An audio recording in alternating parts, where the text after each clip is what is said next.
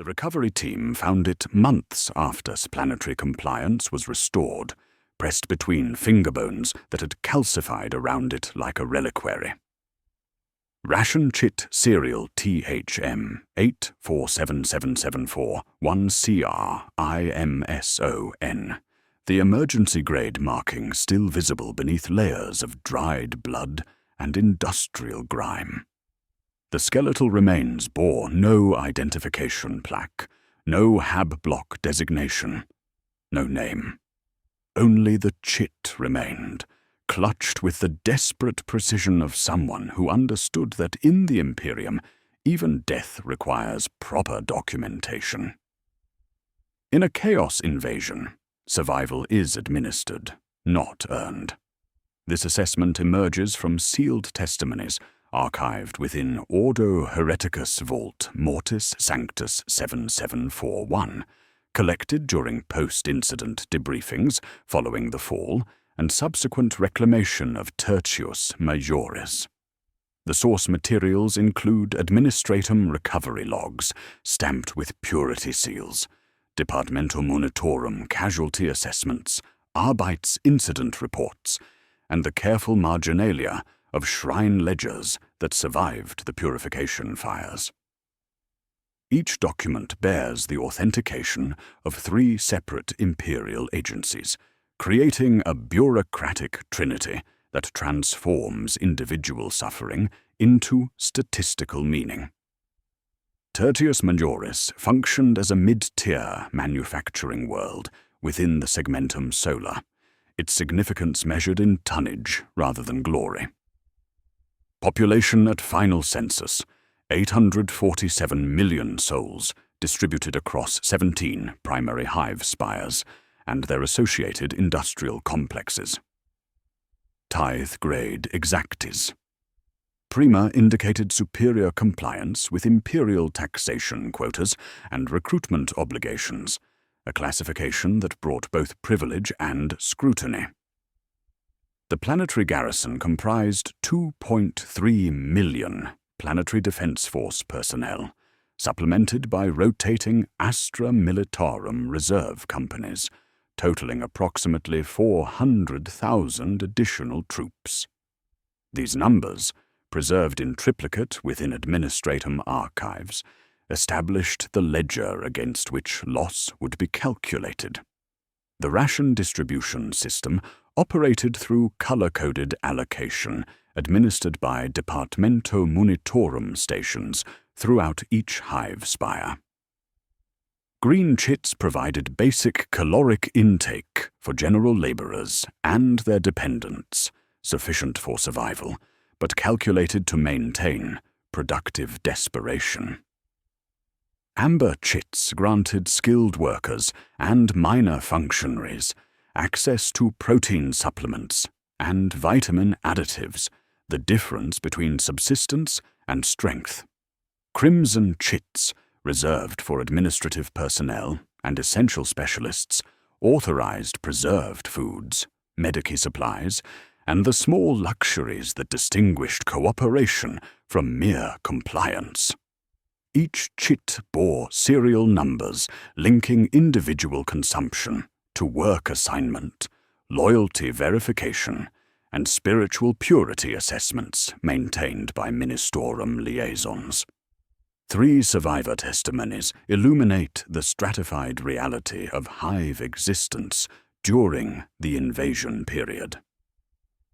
Kalen, Vorth Manufactorum Supervisor Grade 7 in Spire Secundus, oversaw servo-skull maintenance teams responsible for bolt shell casing fabrication quotas. His testimony, recorded as 7741-Alpha-14, describes the transformation of routine industrial management into desperate resource allocation as supply chains collapsed.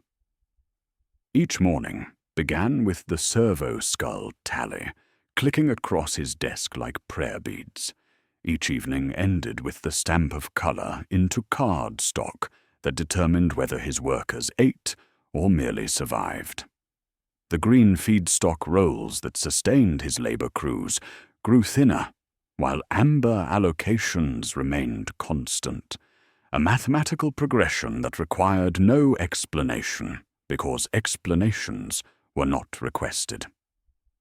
Serafina Valdris maintained confession booth schedules and sacred candle inventory as novice shrine keeper in the Cathedral of the Eternal Flame, Concourse Level 7.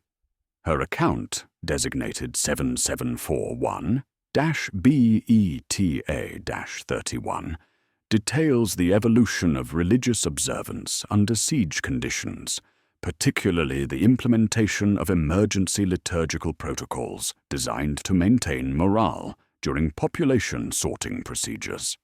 Her days began with ash and incense, boiling water from cisterns whose purity percentages she memorized weekly, scrubbing confession booths with rags that left grey smears on her palms.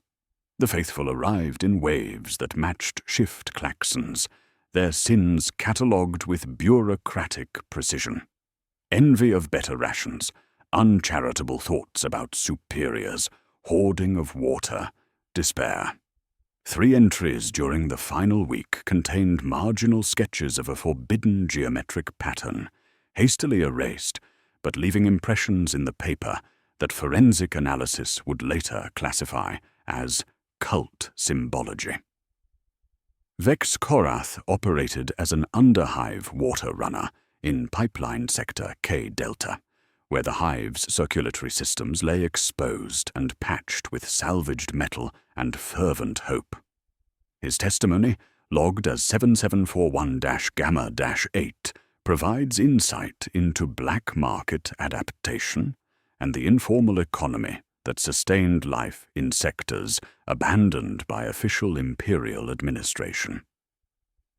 He navigated tunnel systems by sound as much as sight, distinguishing between the tritone shift changes that governed upper hive schedules, the chemical breach warbles that cleared maintenance sectors, and the evacuation calls that promised transportation to unspecified destinations. His survival depended on understanding the difference between official routes and functional ones, between sanctioned water taps and the connections that fed Arbeit's families when official supplies failed. Emergency Protocol Puritas 7 existed as administrative theory, bound in red cloth within departamento offices, its pages addressing soul contamination events through flowcharts that terminated in processing stations and disposal quotas. The protocol had remained unopened on Tertius Majoris for 3 generations, its bookmark ribbon pristine with disuse. Signatures attesting to familiarity with its procedures were inked by regulation rather than comprehension.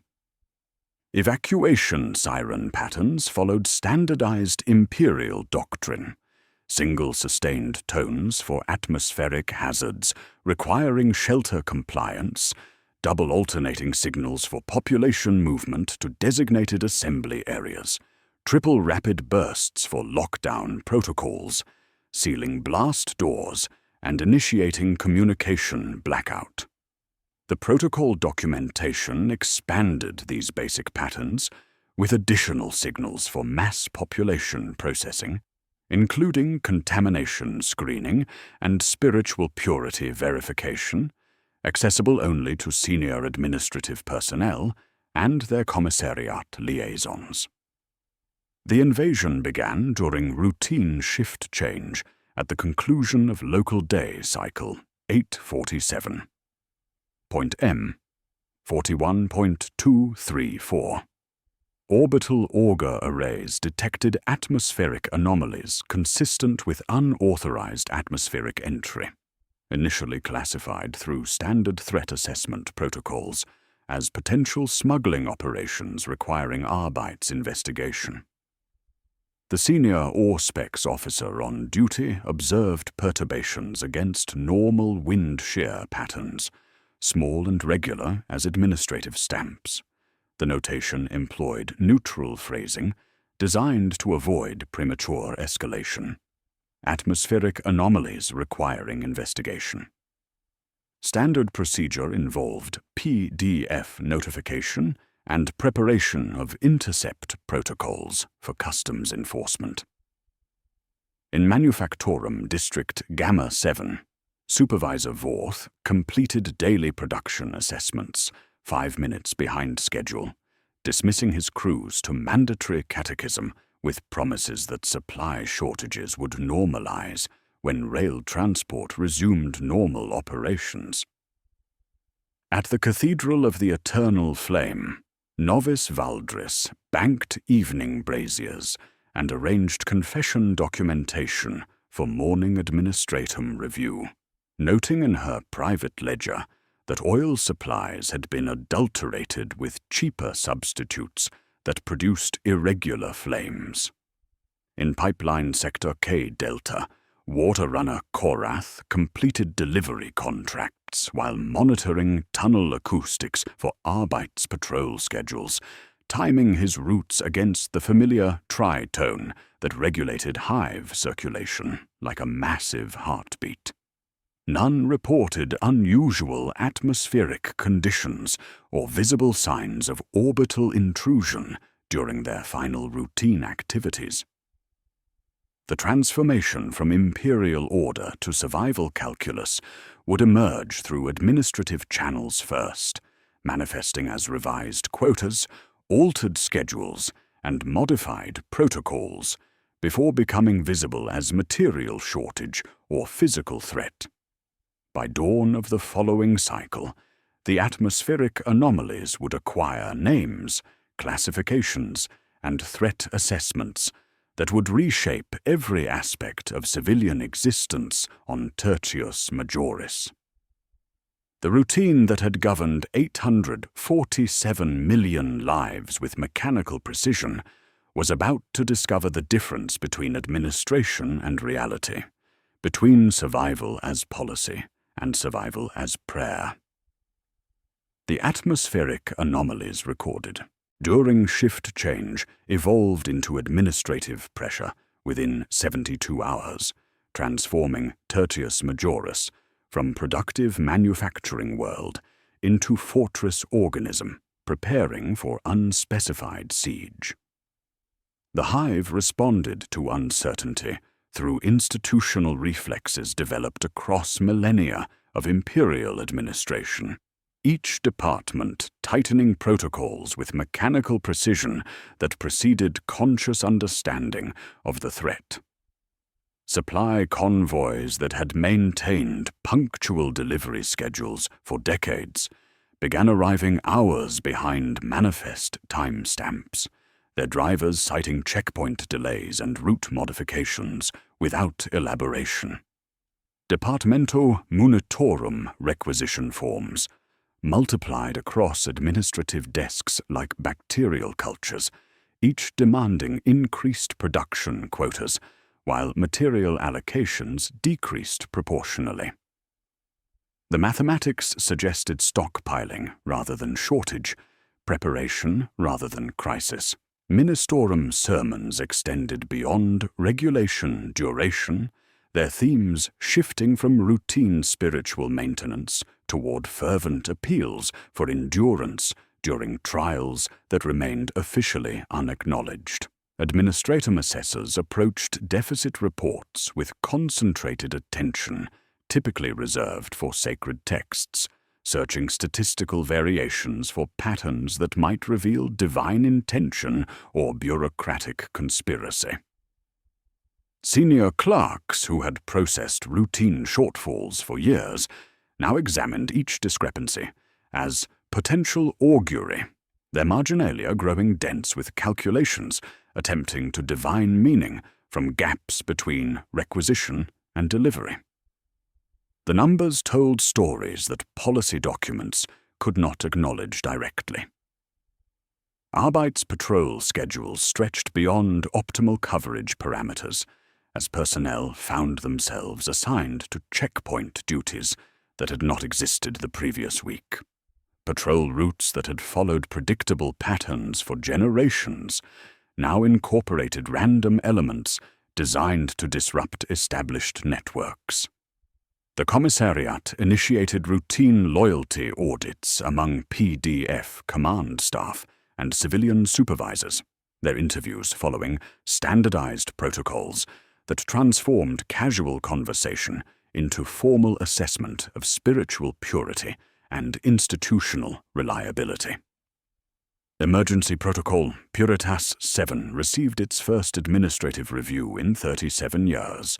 Red cloth binding opened by hands wearing ceremonial gloves to prevent contamination of classified procedures. The protocol outlined mass population processing methods for soul contamination events, providing flowcharts that began with spiritual assessment and terminated in disposal quotas calculated by hive sector and demographic classification.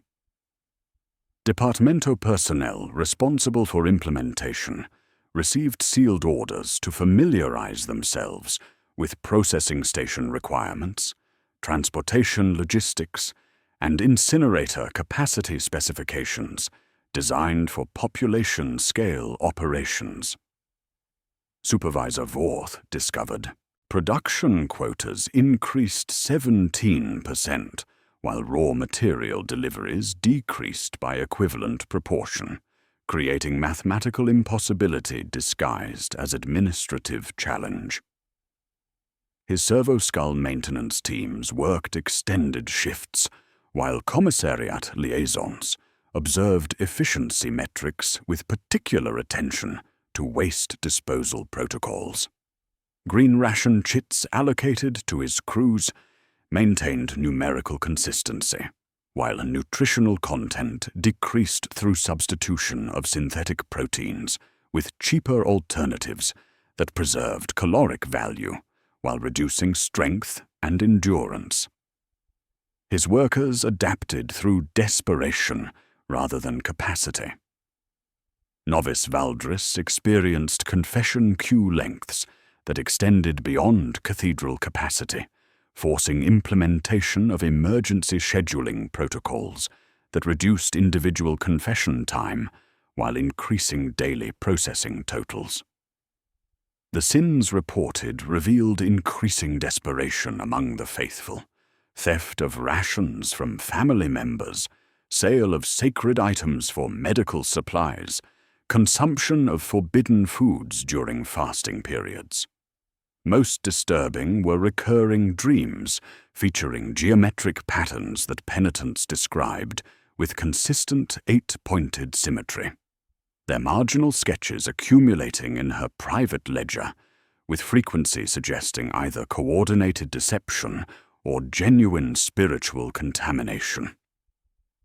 Water runner Korath observed checkpoint establishment in tunnel sectors that had remained unmonitored for decades, their placement designed to control access points between underhive settlements and upper hive distribution networks. Arbeit's personnel manning these positions carried equipment designed for biological contamination detection rather than standard criminal interdiction, their scanning devices calibrating for molecular signatures rather than contraband materials. Traditional smuggling routes faced random inspection schedules that disrupted established economic relationships while creating new opportunity for those willing to adapt to modified security parameters. Bureaucratic minutiae revealed preparation for events that remained officially unacknowledged. Evacuation train manifests appeared on Transit Board Gamma 7, bearing pre-stamped authorizations and passenger capacity calculations, their destination fields redacted with black ink applied so uniformly it appeared printed as such. Rolling stock assignments indicated civilian transport priority, but cargo specifications suggested dual-purpose capability, depending upon operational requirements.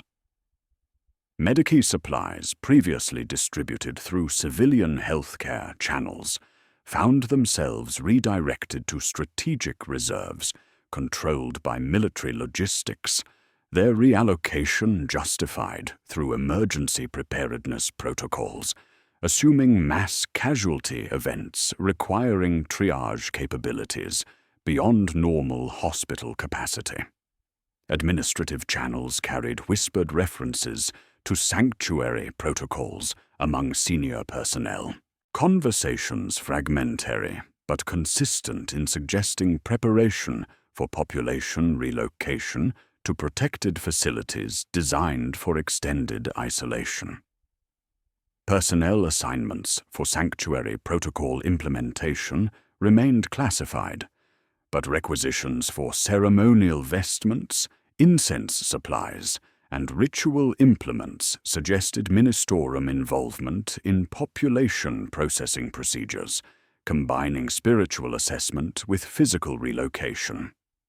The transformation occurred through accumulated pressure rather than dramatic revelation, each administrative adjustment creating stress points that propagated through interconnected systems, like fractures in overloaded metal.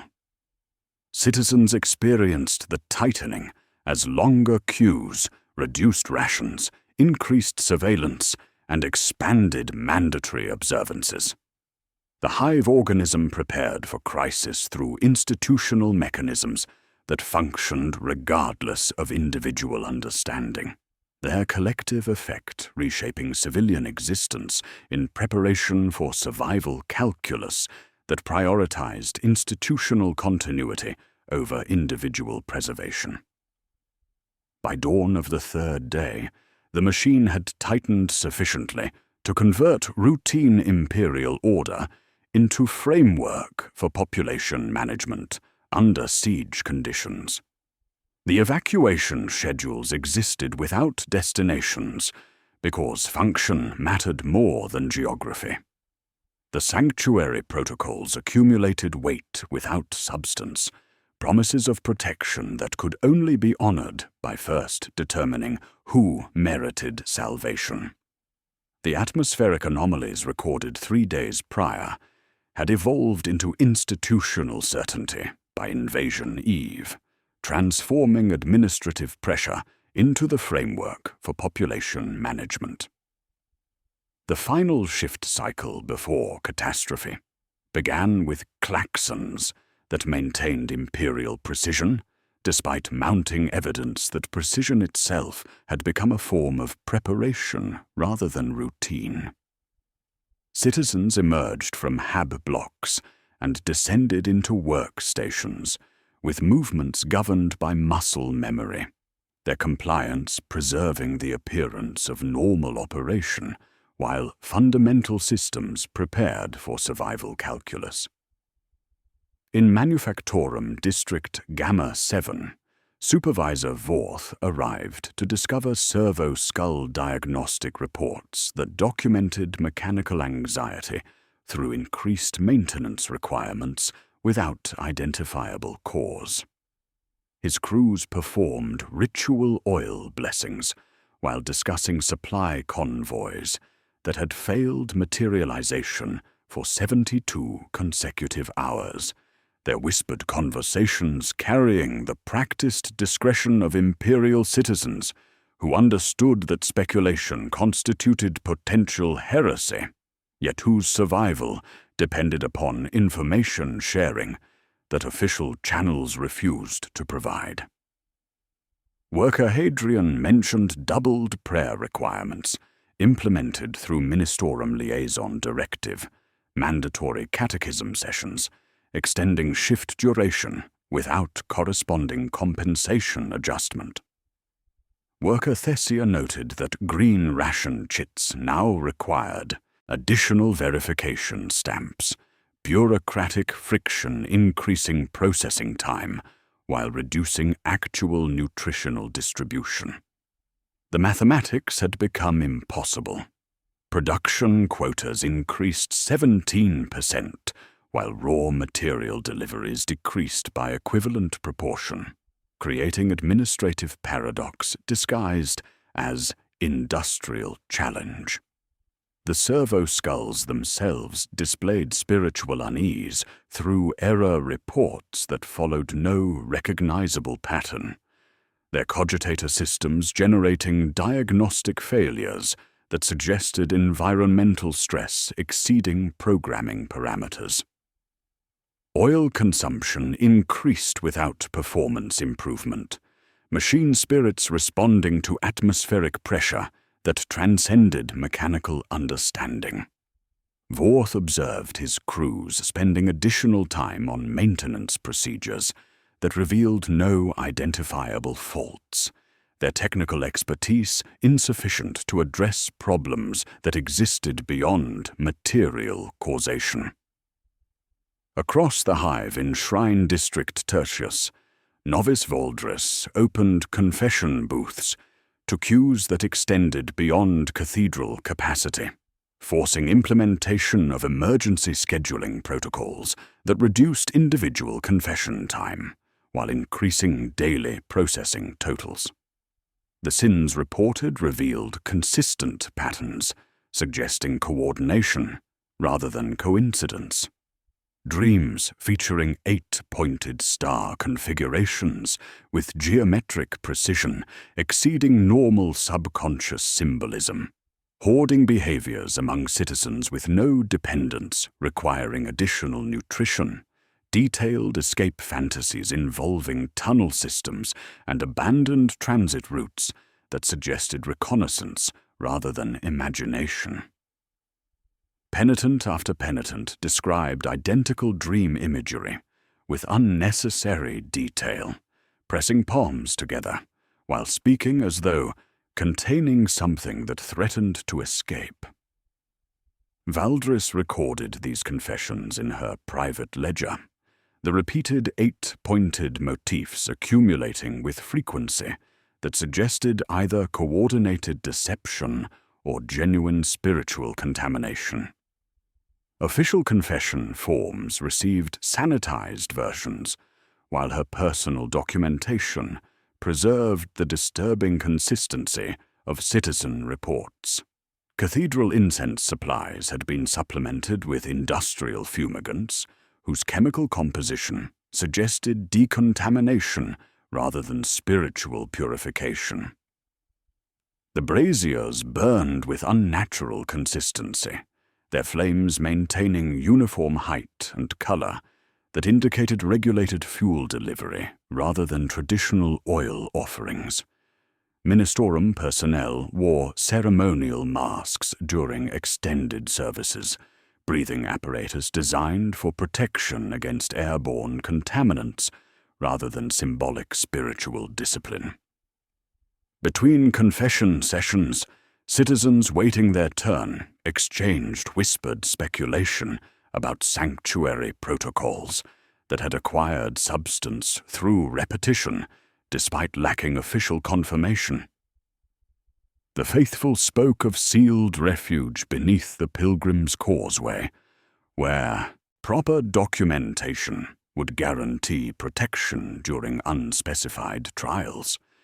These rumors maintained consistent details across multiple sources: underground chambers, blessed by ancient ritual, food supplies sufficient for extended isolation, spiritual guidance provided by ordained personnel, admission contingent upon confession receipts, and catechism attendance records.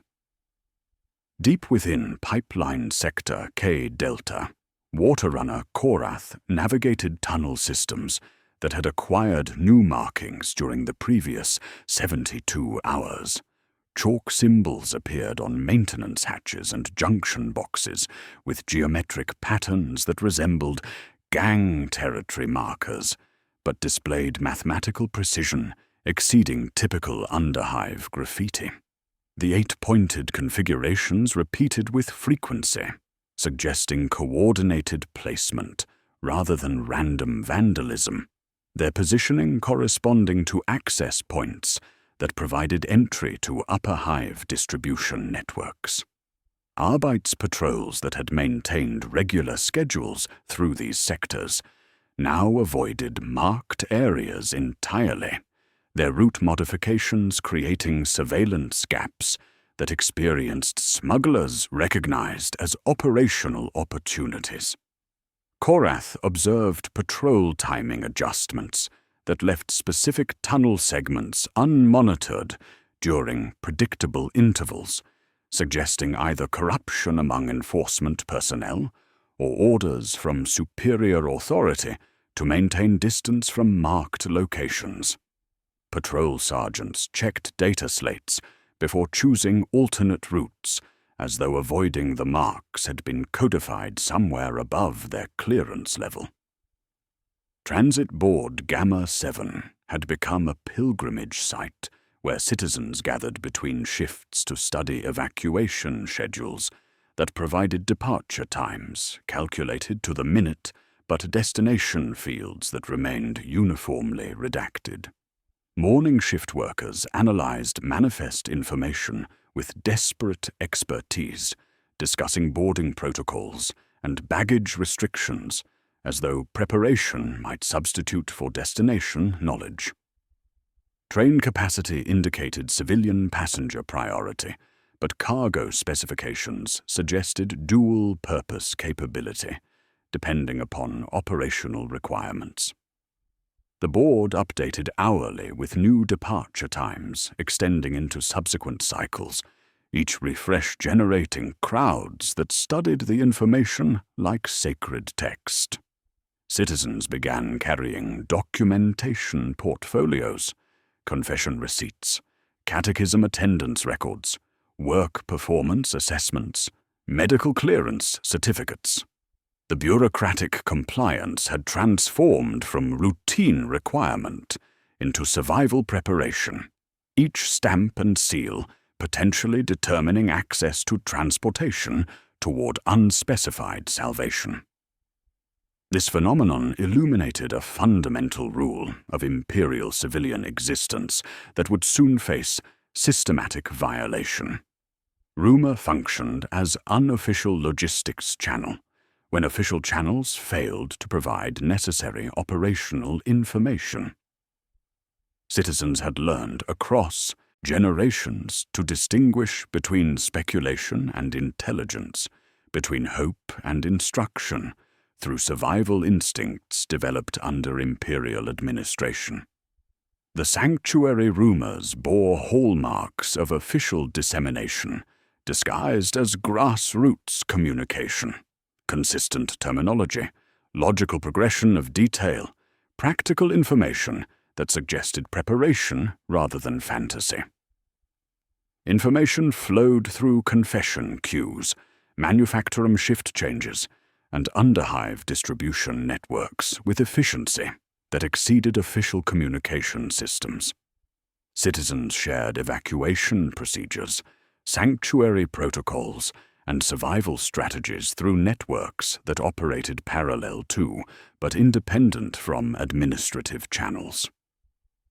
When bureaucracy became inadequate to survival requirements, rumor networks activated as backup logistics system, coordinating population movement through unofficial arrangement. The chalk marks, the sanctuary promises, the evacuation schedules without destinations, the doubled prayer requirements, the impossible production quotas.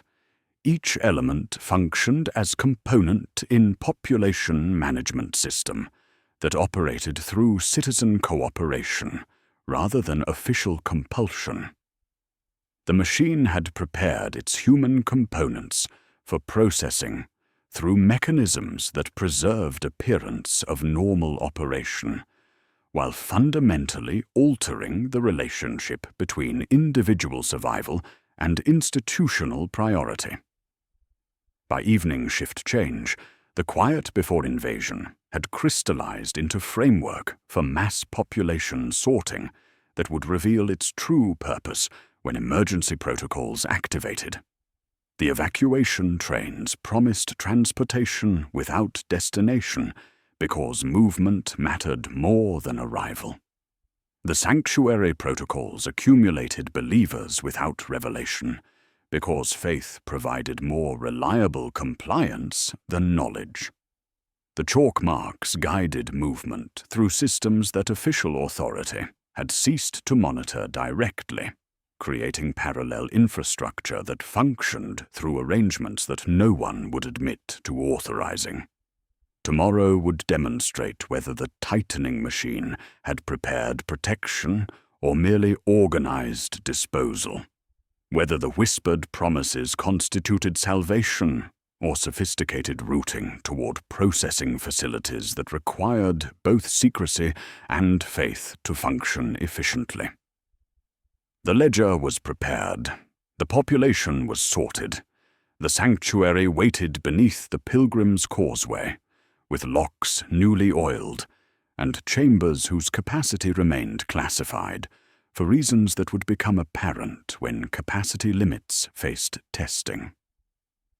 The quiet before invasion ended during the first hour of morning shift, as routine Arbeits sweep operations in pipeline sectors J and M Theta encountered resistance that transformed standard underhive patrol into systematic excavation of heretical infrastructure. What began as ration fraud interdiction discovered prayer circles operating outside Ministorum registration. There, participants connected not by geography, but by relationships that followed social logic rather than territorial boundaries. The first sweep found chipped vox beads tuned to unregistered frequencies and chalk marks concealed beneath loose maintenance panels, each bearing the 8-pointed geometric precision that forensic analysis would later identify as navigation waypoints. The second arrest involved a Hab steward and stevedore, who shared nothing but a niece in the catechism choir, revealing communication networks that exploited family connections and work relationships to coordinate activities across hive sectors without requiring physical meetings. The third patrol observed power substation readouts showing 2% load variances, perfectly timed to their surveillance schedules, indicating sabotage calculated to create blind spots rather than system failure.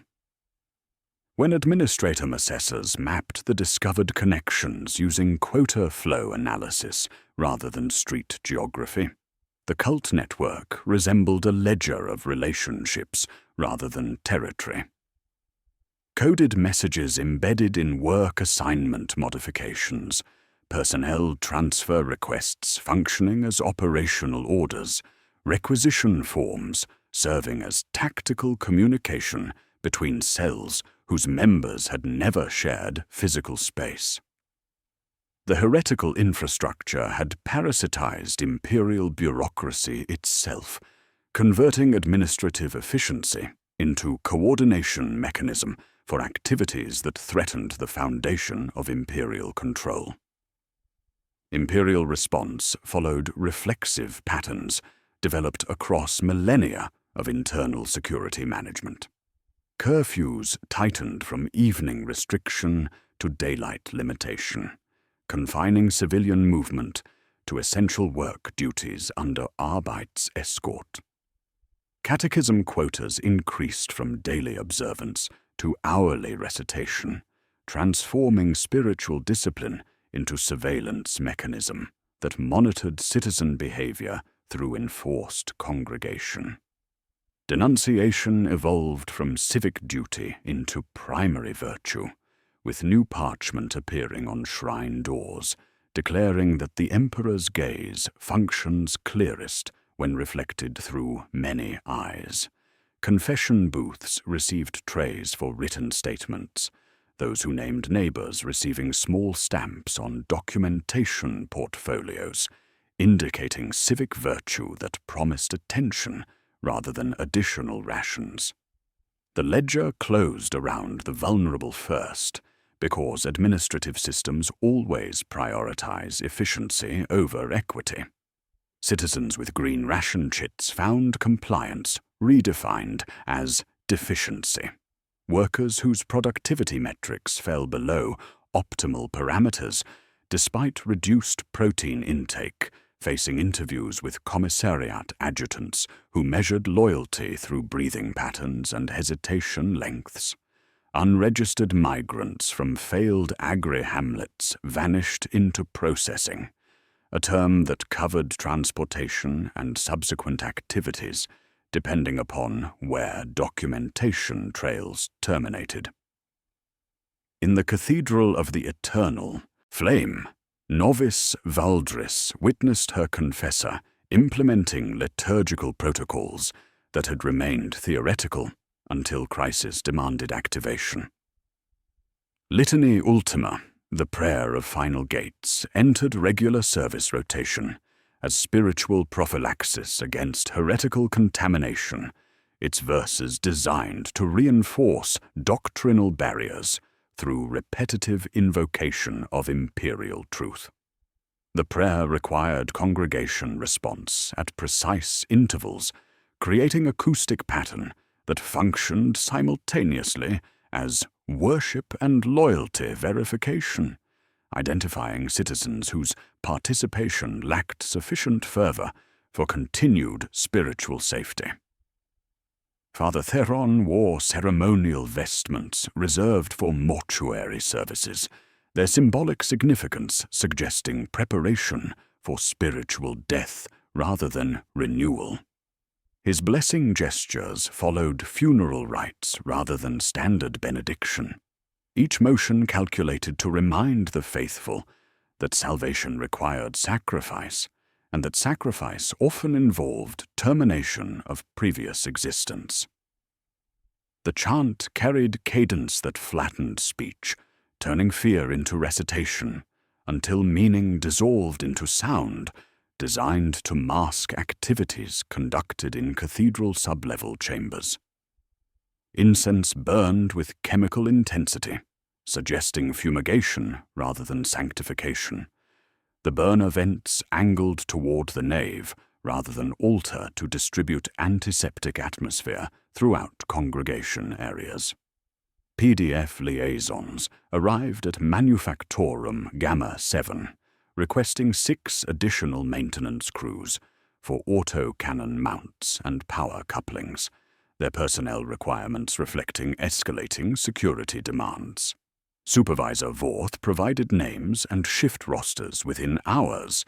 Departamento Munitorum responded with requisition forms, requesting justification in triplicate, equipment lists, duty hour projections, and purity attestations for each worker co-signed by Ministorum liaisons. The exchange consumed days, while couplings remained unserviced, military necessity encountering administrative procedure that prioritized form completion over operational requirements.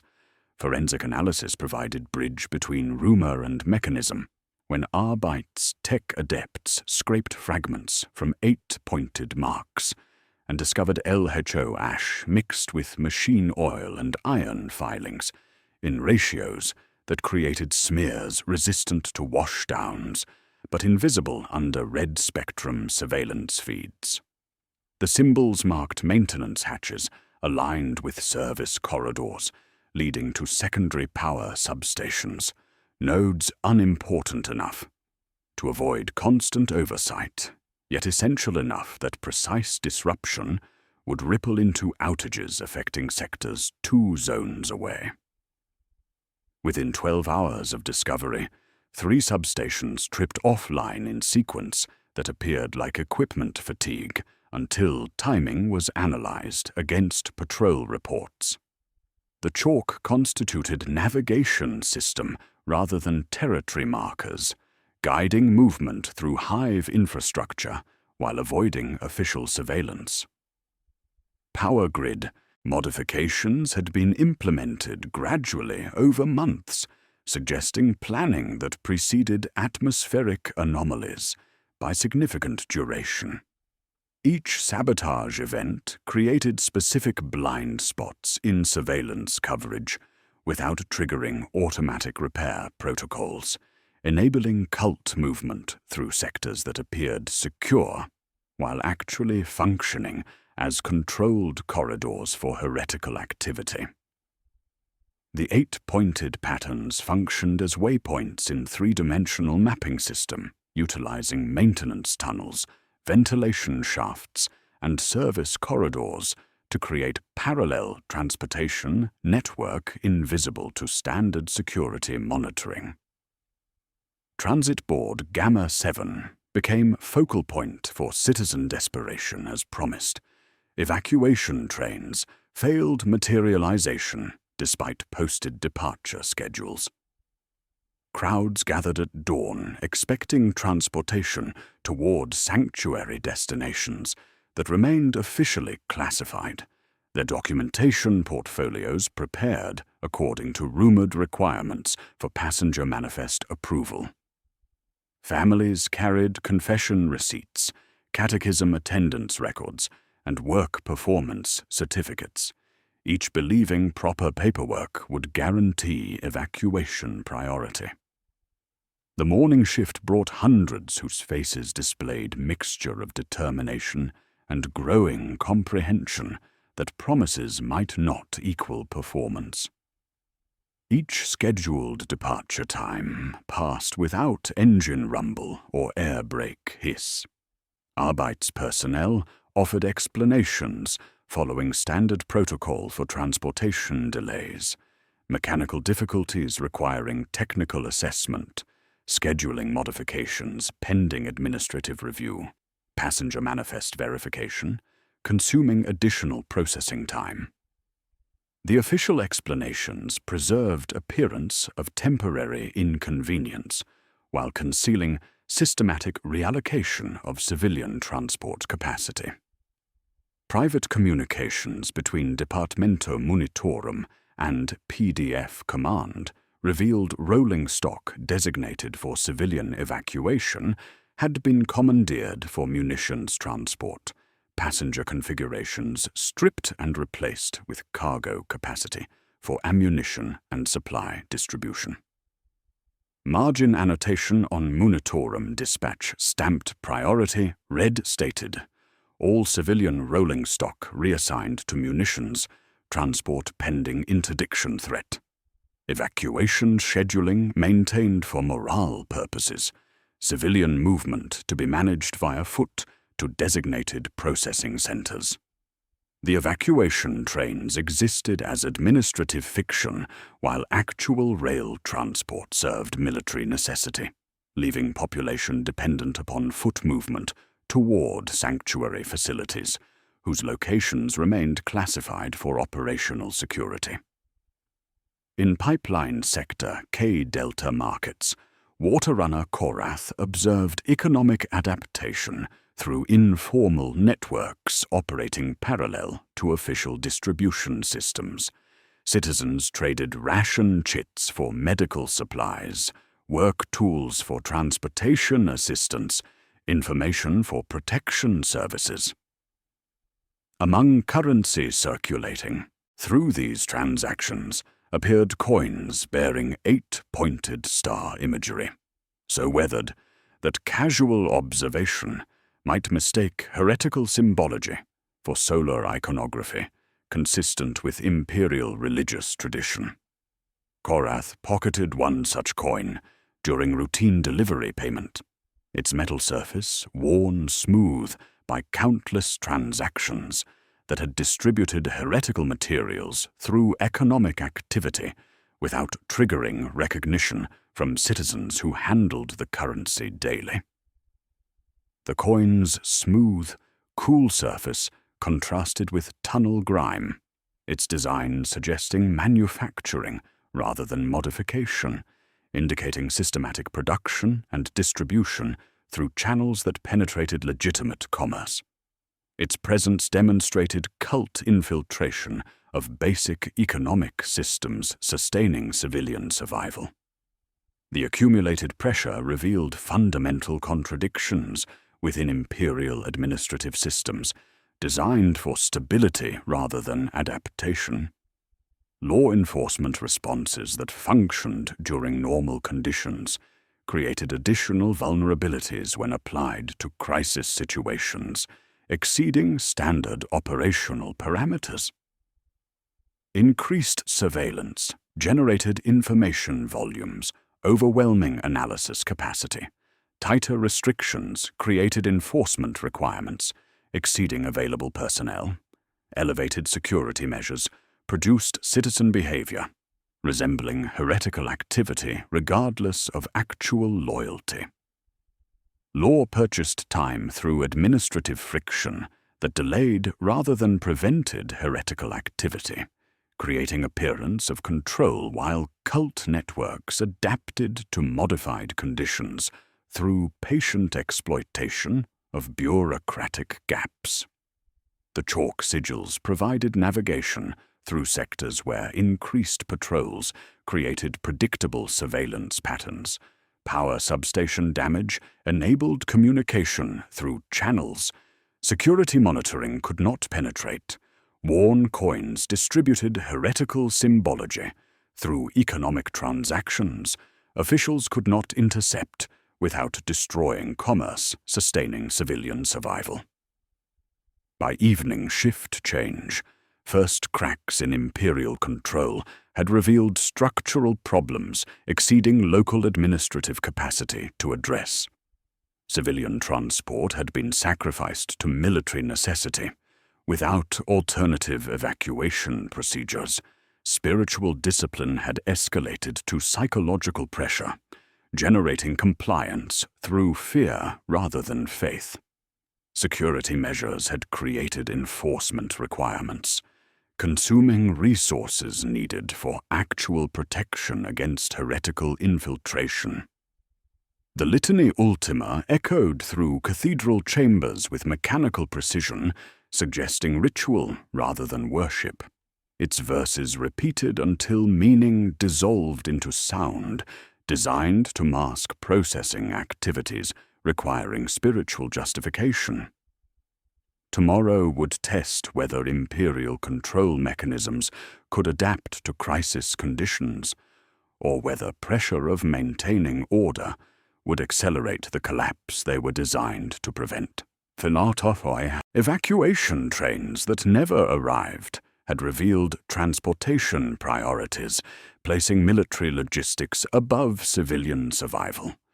Sanctuary promises, accumulating believers had created expectations fulfillable only through processing rather than protection, and chalk sigils guiding heretical movement had demonstrated navigation systems more efficient than official channels for population management under siege conditions.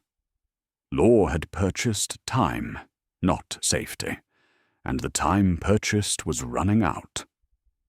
The collapse of official transportation schedules and the tightening grip of security measures created an economic vacuum that black market systems filled through necessity rather than choice.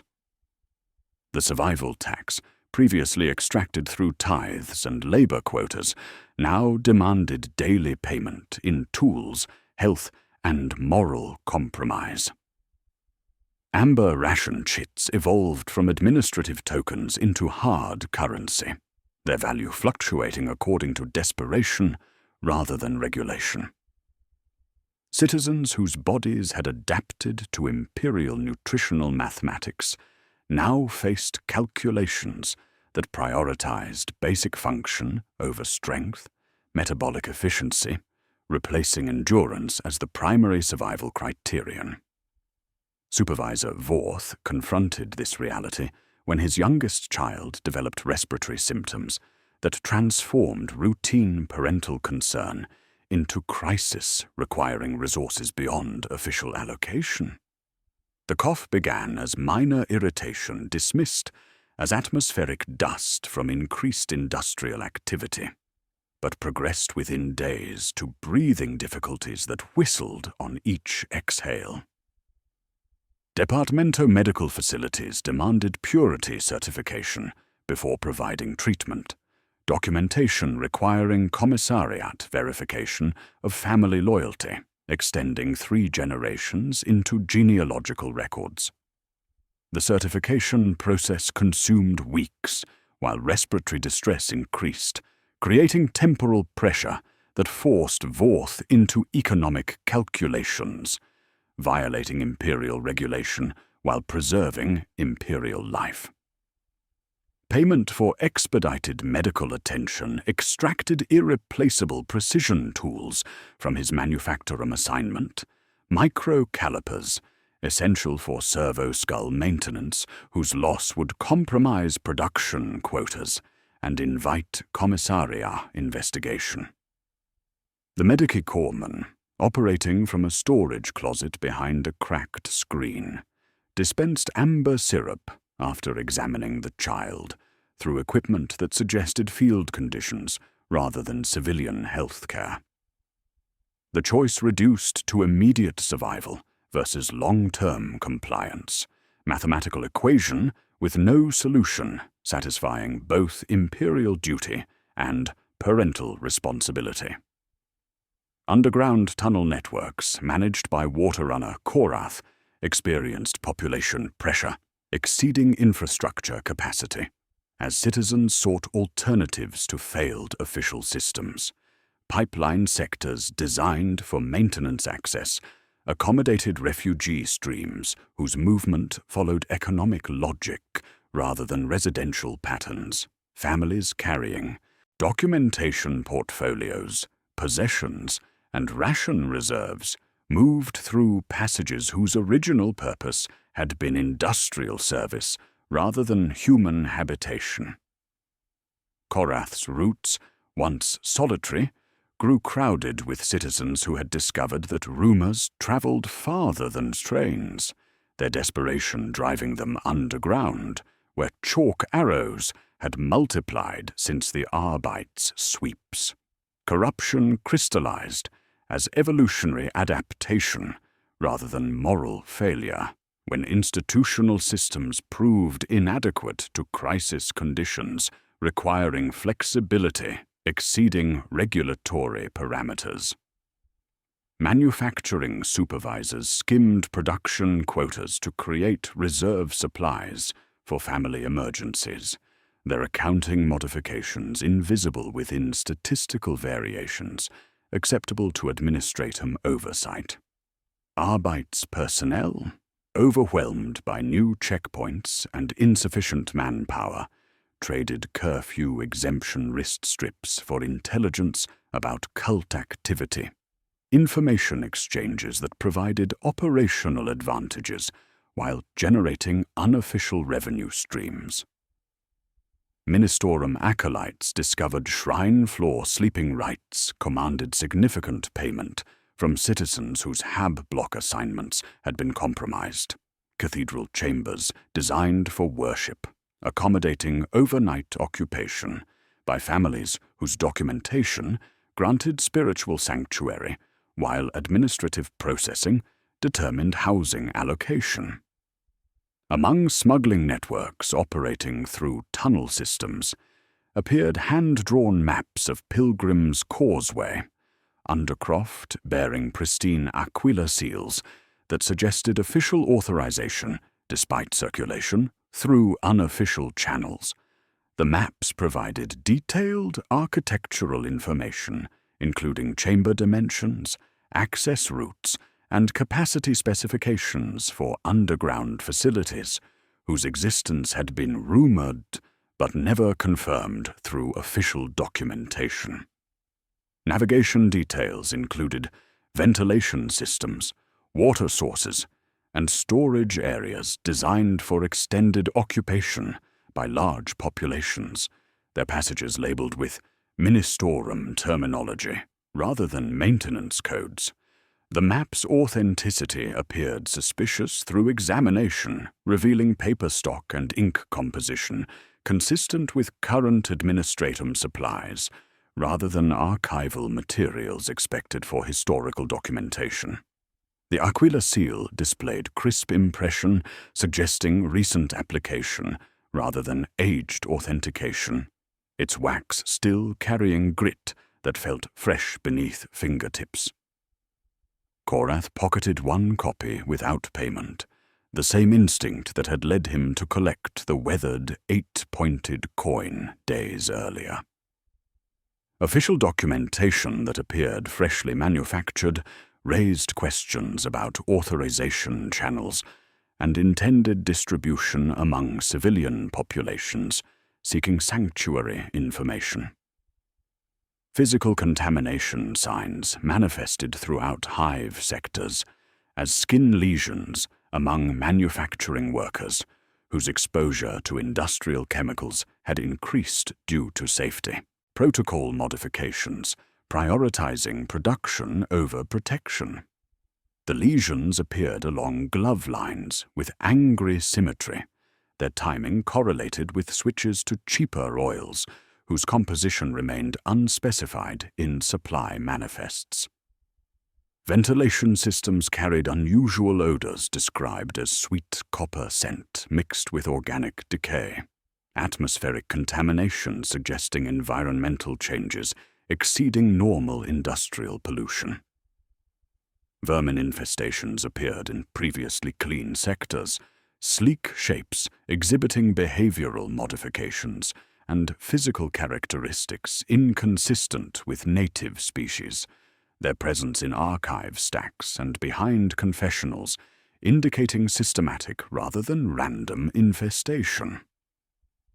Emergency Protocol Puritas 7 remained bound in red cloth within departamento offices, despite mounting evidence suggesting conditions requiring implementation of mass population processing procedures. Administrative personnel responsible for protocol activation awaited authorization from command levels that remained unresponsive to requests for guidance, creating bureaucratic paralysis, while physical contamination expanded through hive sectors.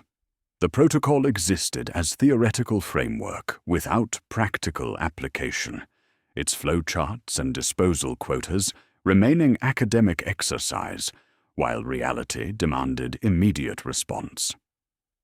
Novice Voldris recorded private observations that revealed institutional contradiction between spiritual instruction and practical necessity.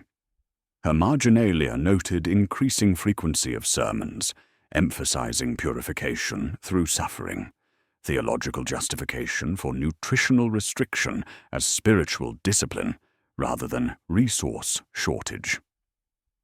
Official instruction declared that hunger purifies the soul by eliminating material attachment, transforming involuntary starvation into voluntary spiritual exercise, requiring gratitude rather than complaint. She observed citizens receiving instruction that their suffering served the Emperor's will through purification process, removing spiritual contamination, along with physical strength, confession requirements, expanding to include gratitude, expressions for hardship endured. The theological framework provided moral justification for conditions that violated imperial obligations to citizen welfare, creating narrative structure that reframed administrative failure as spiritual opportunity. Voldris understood that this accounting would face audit when crisis concluded, her documentation providing evidence of systematic policy, converting necessity into virtue, shortage into spiritual discipline, survival into earned privilege, requiring demonstration of worthiness through acceptance of suffering as divine instruction. Economic adaptation had transformed imperial citizens into participants in black market systems that functioned more efficiently than official distribution networks, their survival dependent upon violation of regulations designed to ensure survival remained controlled by proper authority. The survival tax had come due in forms exceeding monetary calculation, extracting payment in irreplaceable tools, compromised health and moral flexibility, while promising sanctuary through channels whose authorization remained suspect. Contamination signs multiplied through mechanisms that defied standard medical classification. Emergency Protocol Puritas 7 awaited activation by authority, that remained silent, and theological instruction converted hardship into spiritual discipline, requiring gratitude for conditions that threatened the survival they promised to preserve. Tomorrow would reveal whether the pristine Aquila seal represented legitimate sanctuary or sophisticated deception, whether contamination signs triggered medical response or administrative processing, and whether spiritual purification through suffering constituted divine instruction or population management disguised as theological necessity. The ledger was accumulating debts whose payment would be extracted through mechanisms that preserved appearance of imperial benevolence, while implementing survival calculus, prioritizing institutional continuity over individual preservation. The convergence of spiritual discipline and military necessity transformed cathedral spaces into processing centers, where salvation required demonstration of worthiness through physical endurance and bureaucratic compliance. The morning after black markets crystallized into survival infrastructure, Ministorum response followed theological logic that converted resource scarcity into spiritual opportunity, implementing enforced fasting as purification ritual, while fortification prayers replaced standard liturgy with invocations designed to prepare the faithful for siege conditions that remained officially unacknowledged. Fasting decrees appeared on hab doors and manufactorum bulletin boards, bearing cathedral seals and exemption columns so narrow they functionally excluded no one. The regulations specified hours without food, accompanied by litanies to recite at each hunger pang, as though repetition could metabolize absence into spiritual strength. Citizens reported to designated prayer stations, where their bodies grew gaunt from regulated caloric intake, while their voices grew hoarse from hours of mandatory chanting. Collective acts of spiritual fortification against an enemy whose nature remained unspecified, but whose presence manifested through every tightening restriction. The Litany Ultima expanded beyond regular service rotation to continuous recitation, congregations maintaining the prayer of final gates in shifts that preserved acoustic coverage throughout day and night cycles. In the Cathedral of the Eternal Flame, Novice Valdris observed Father Theron leading services, where the faithful recited until voices broke under strain, hoarse whispers replacing strong chorus as citizens fulfilled spiritual obligations through physical sacrifice. The prayers' cadence flattened individual speech patterns into collective rhythm, creating atmospheric drone that masked activities conducted in cathedral sub-level chambers, while providing acoustic verification of citizen compliance with extended worship requirements. Confession evolved from spiritual counseling into triage system that sorted citizens according to contamination risk and evacuation priority. Lines formed by shift, processed by acolytes who now wore counting machines on their wrists. Penitents faced questions not about how they had sinned, but where they had been, with whom, and when. Valdris noted changes in confession forms. Old questions crossed out in red ink, while new boxes appeared in handwriting too neat to be local. Those who reported dreams featuring 8 pointed star configurations moved to the right side of the nave. Those who confessed hoarding or tunnel travel moved to the left, while those offering nothing new received instruction to fast longer and pray harder.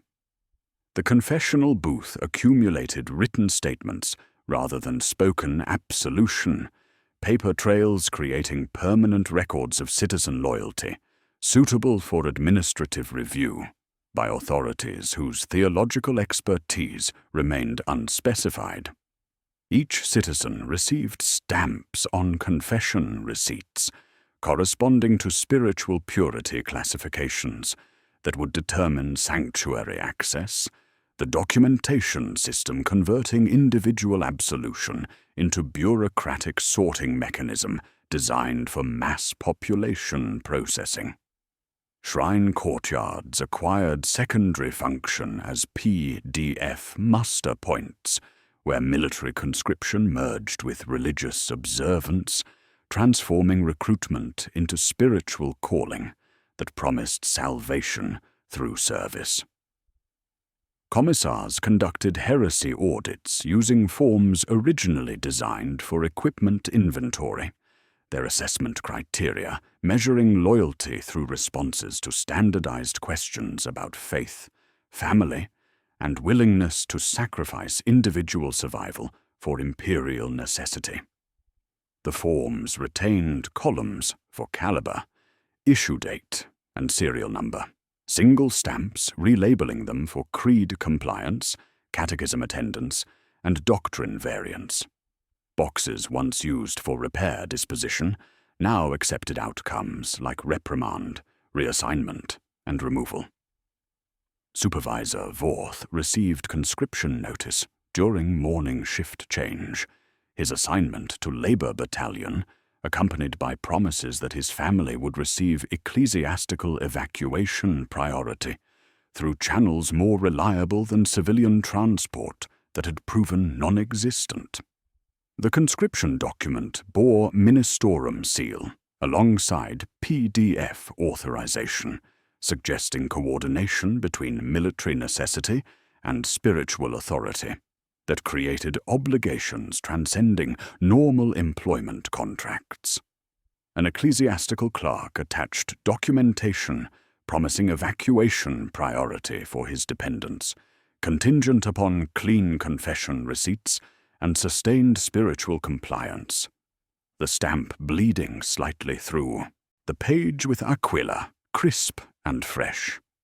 The Labor Battalion assignment involved fortification construction at locations requiring security clearance exceeding civilian authorization, work details supervised by commissariat personnel, whose theological training supplemented engineering expertise.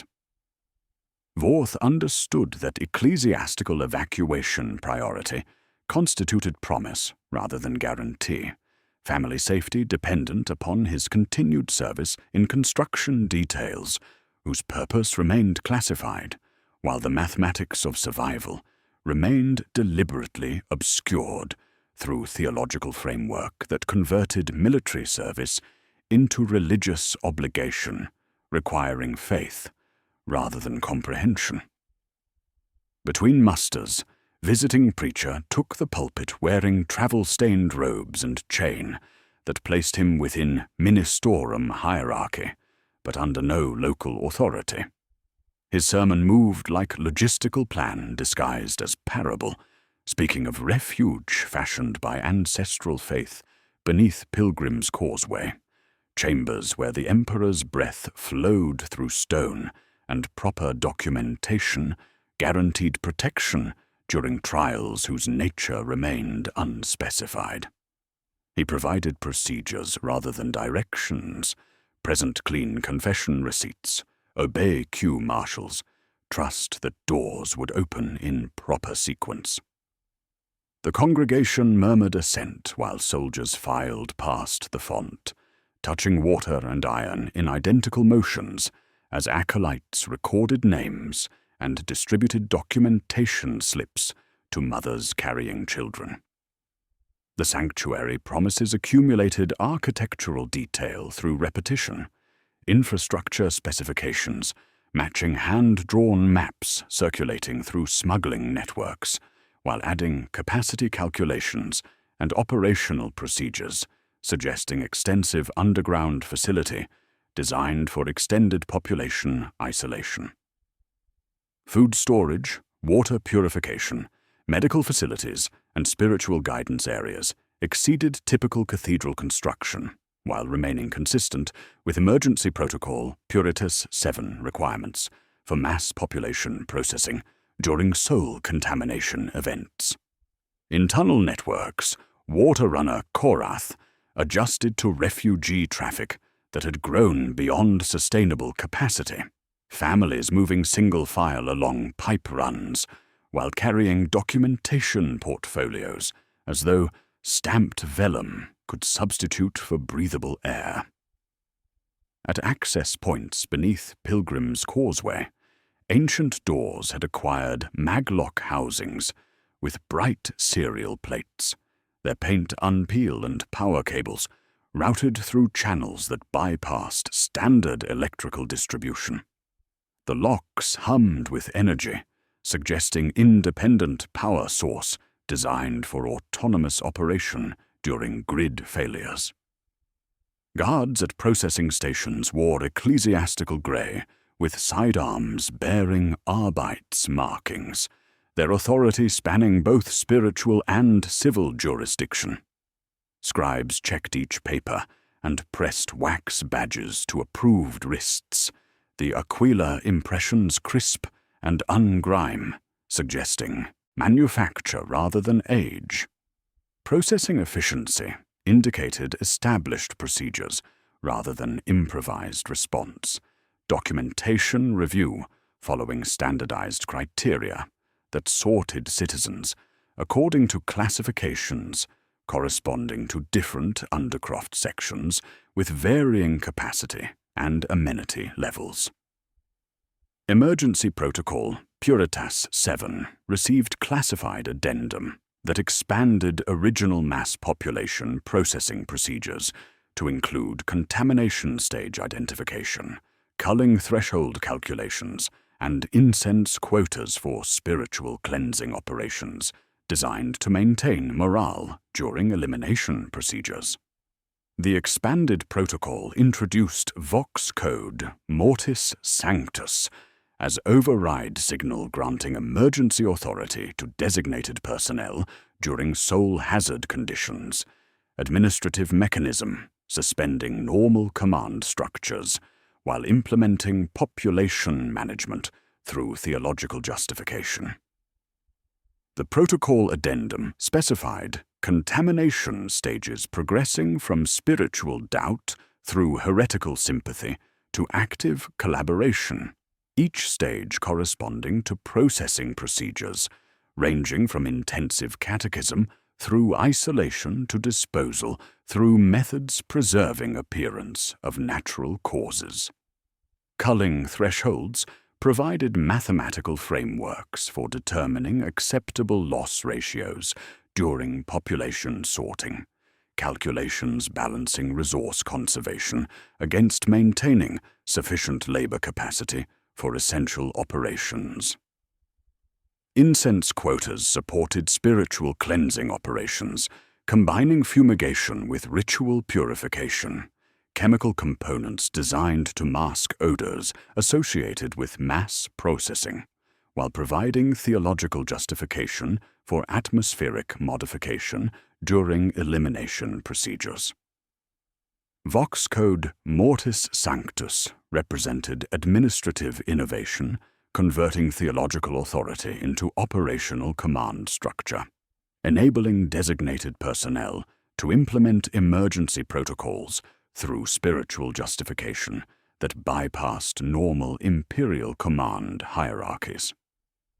The code granted override authority to personnel whose theological credentials provided moral legitimacy for decisions violating standard imperial obligations to citizen welfare, creating mechanism for population management disguised as spiritual necessity during crisis conditions requiring solutions that preserved imperial survival while violating imperial principles. At evening shift change, Valdris processed final confessions before curfew implementation. Citizens spoke in voices already half within prayer, their sins transformed into categories suitable for administrative processing. One woman had burned her son's toys because painted wood patterns had become suspicious under new spiritual guidelines, asking whether destruction of potentially heretical materials constituted purity demonstration. Valdris could not answer within established rubric, assigning litany recitation while noting the case for follow-up review by authorities whose jurisdiction remained unspecified. The system promised salvation through sacrifice, while maintaining mathematical obscurity, preventing citizens from calculating actual survival probability versus processing likelihood. Spiritual discipline provided framework for physical hardship.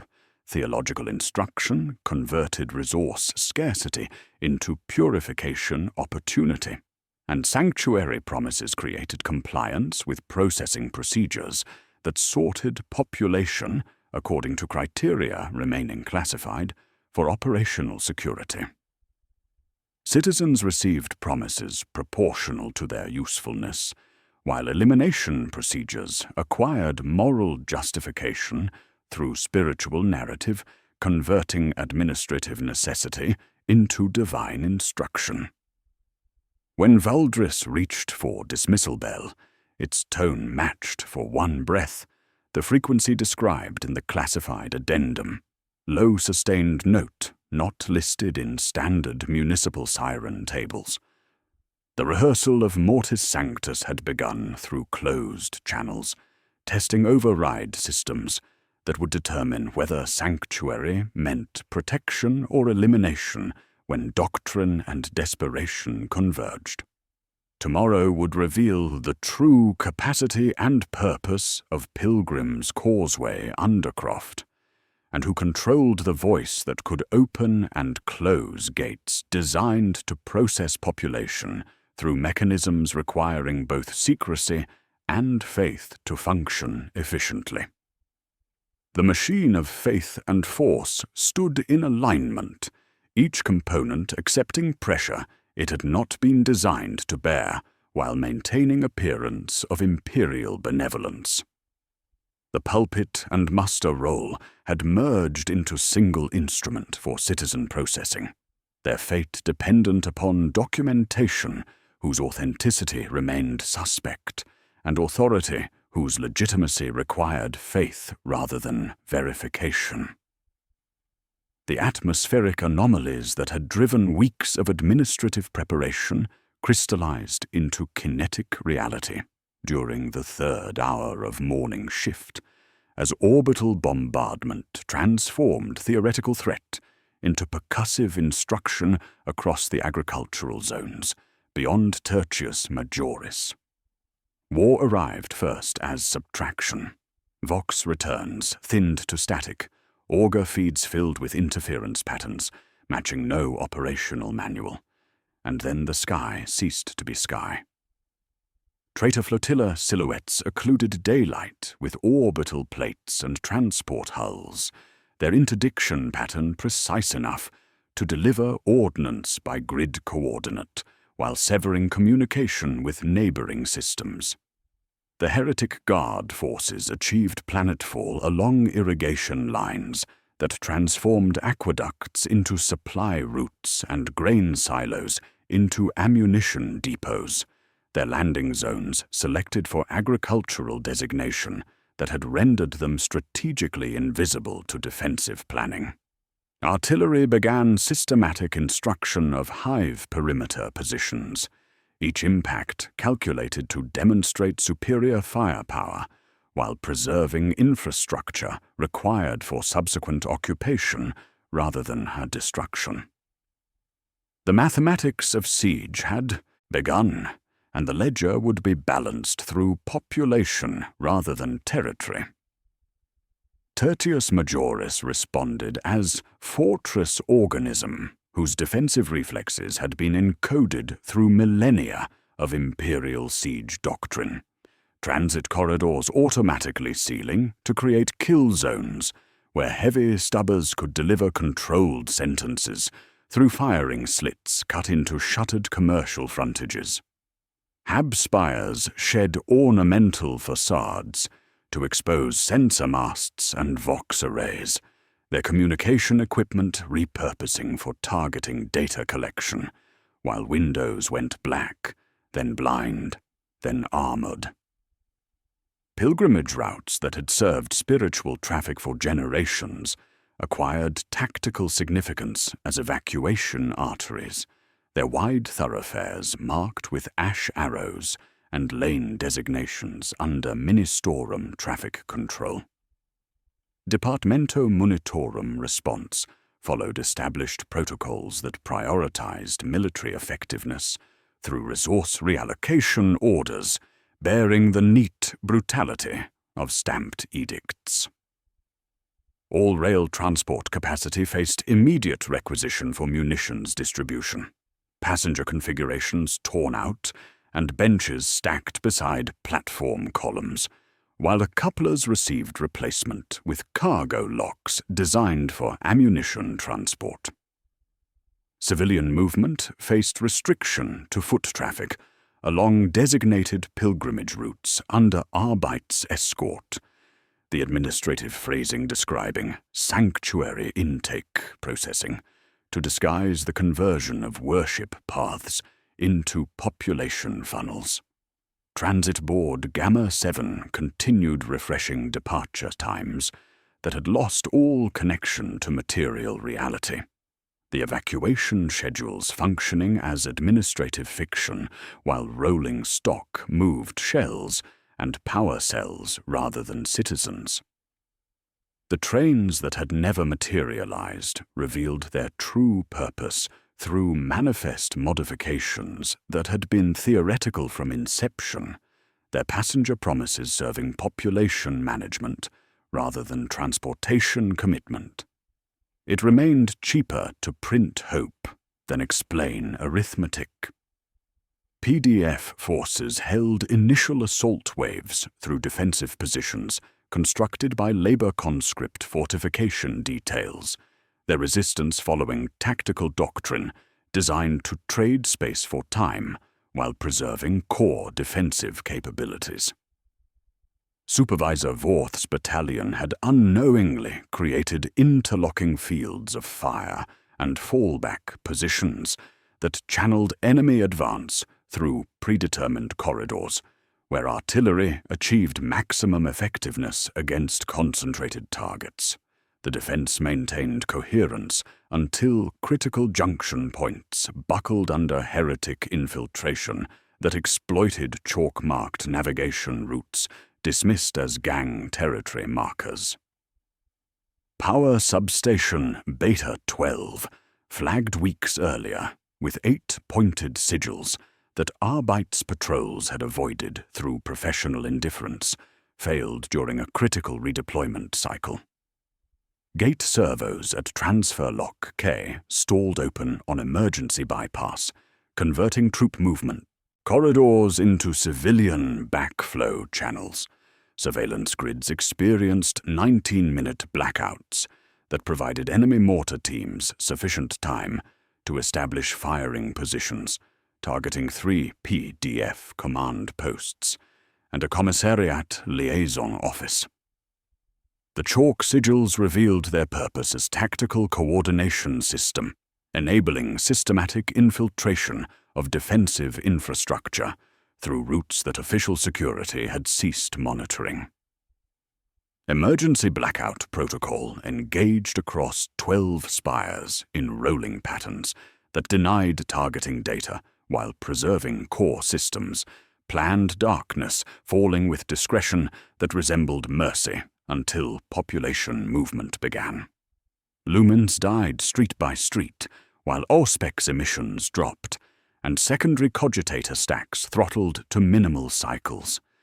Cathedral braziers assumed illumination duties, their flames making the air taste metallic, while red emergency lighting provided minimal visibility that preserved night vision capabilities required for defensive operations.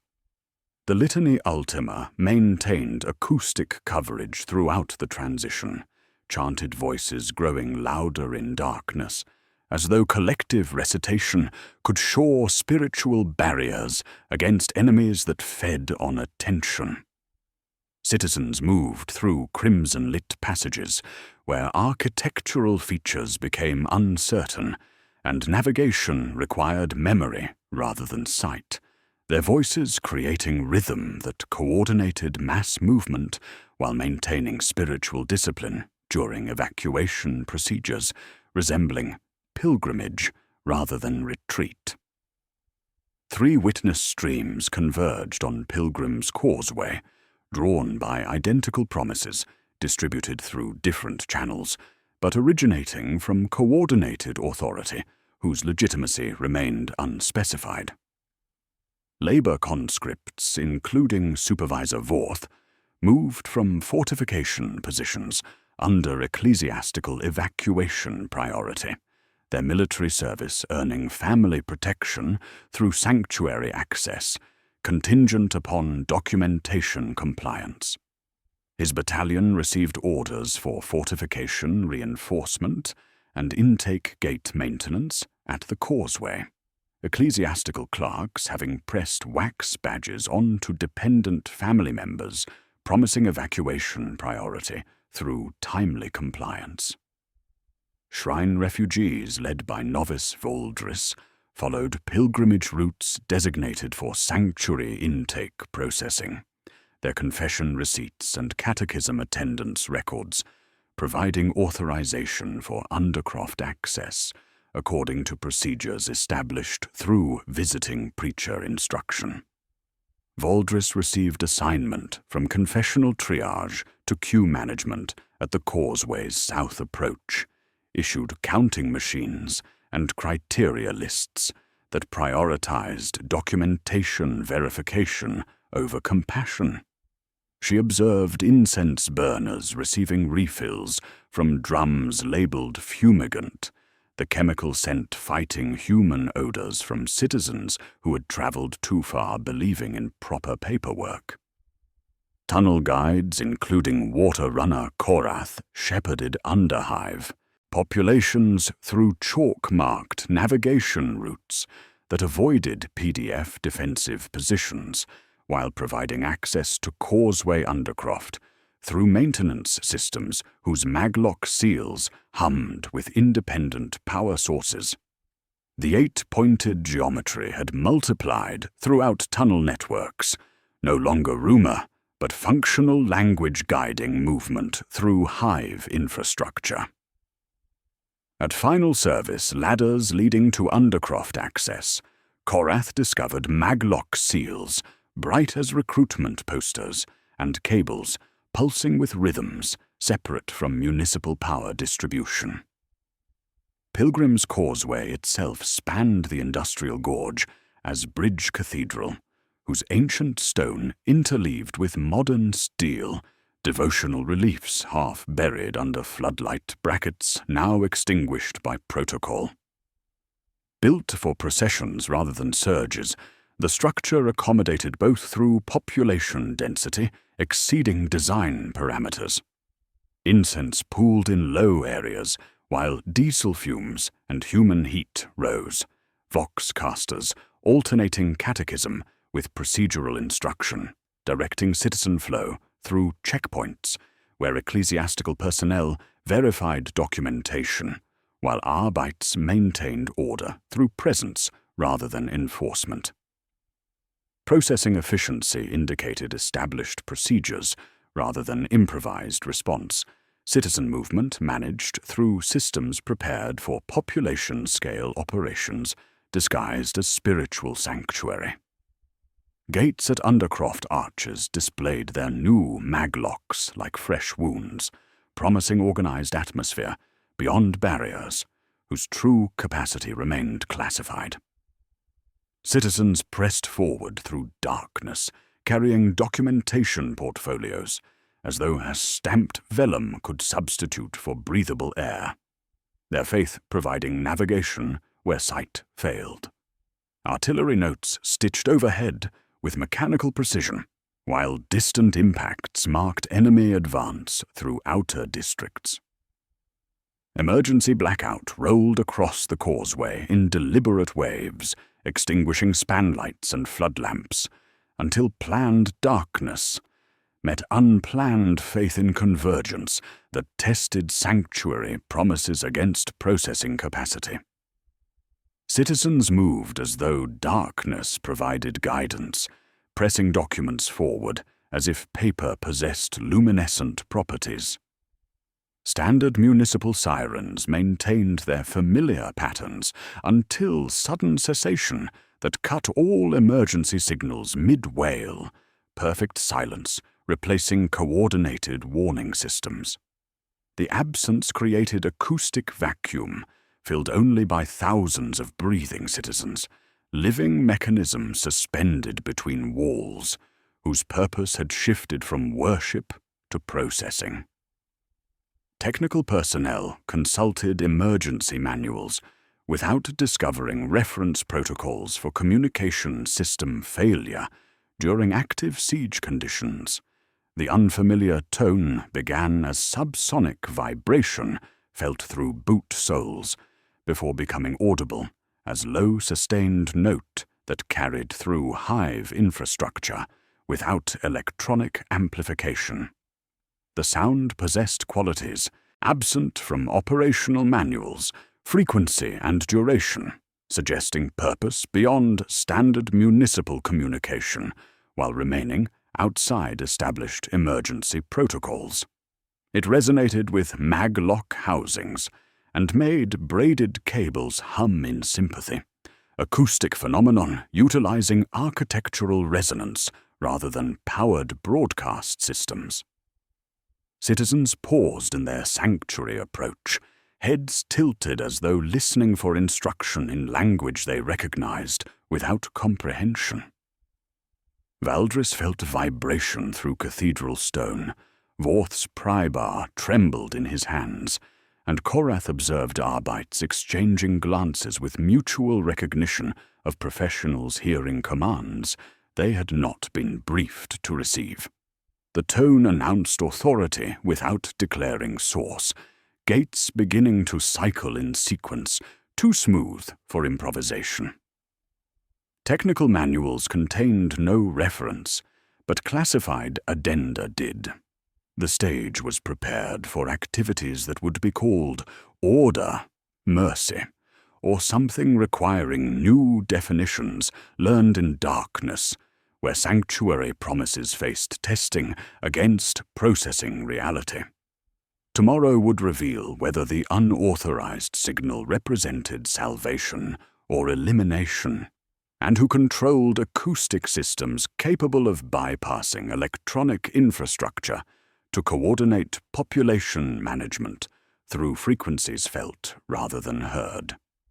The convergence was complete, the ledger prepared for final accounting, where survival would be administered through mechanisms requiring both secrecy and faith to function efficiently.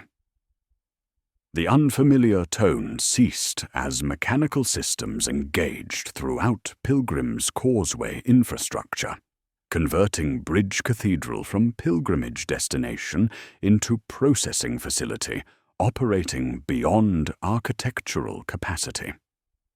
Citizens packed the span in density approaching liquid compression, their bodies generating heat columns that rose through incense designed to mask diesel fumes from generator units powering maglock systems independent of municipal grid failure.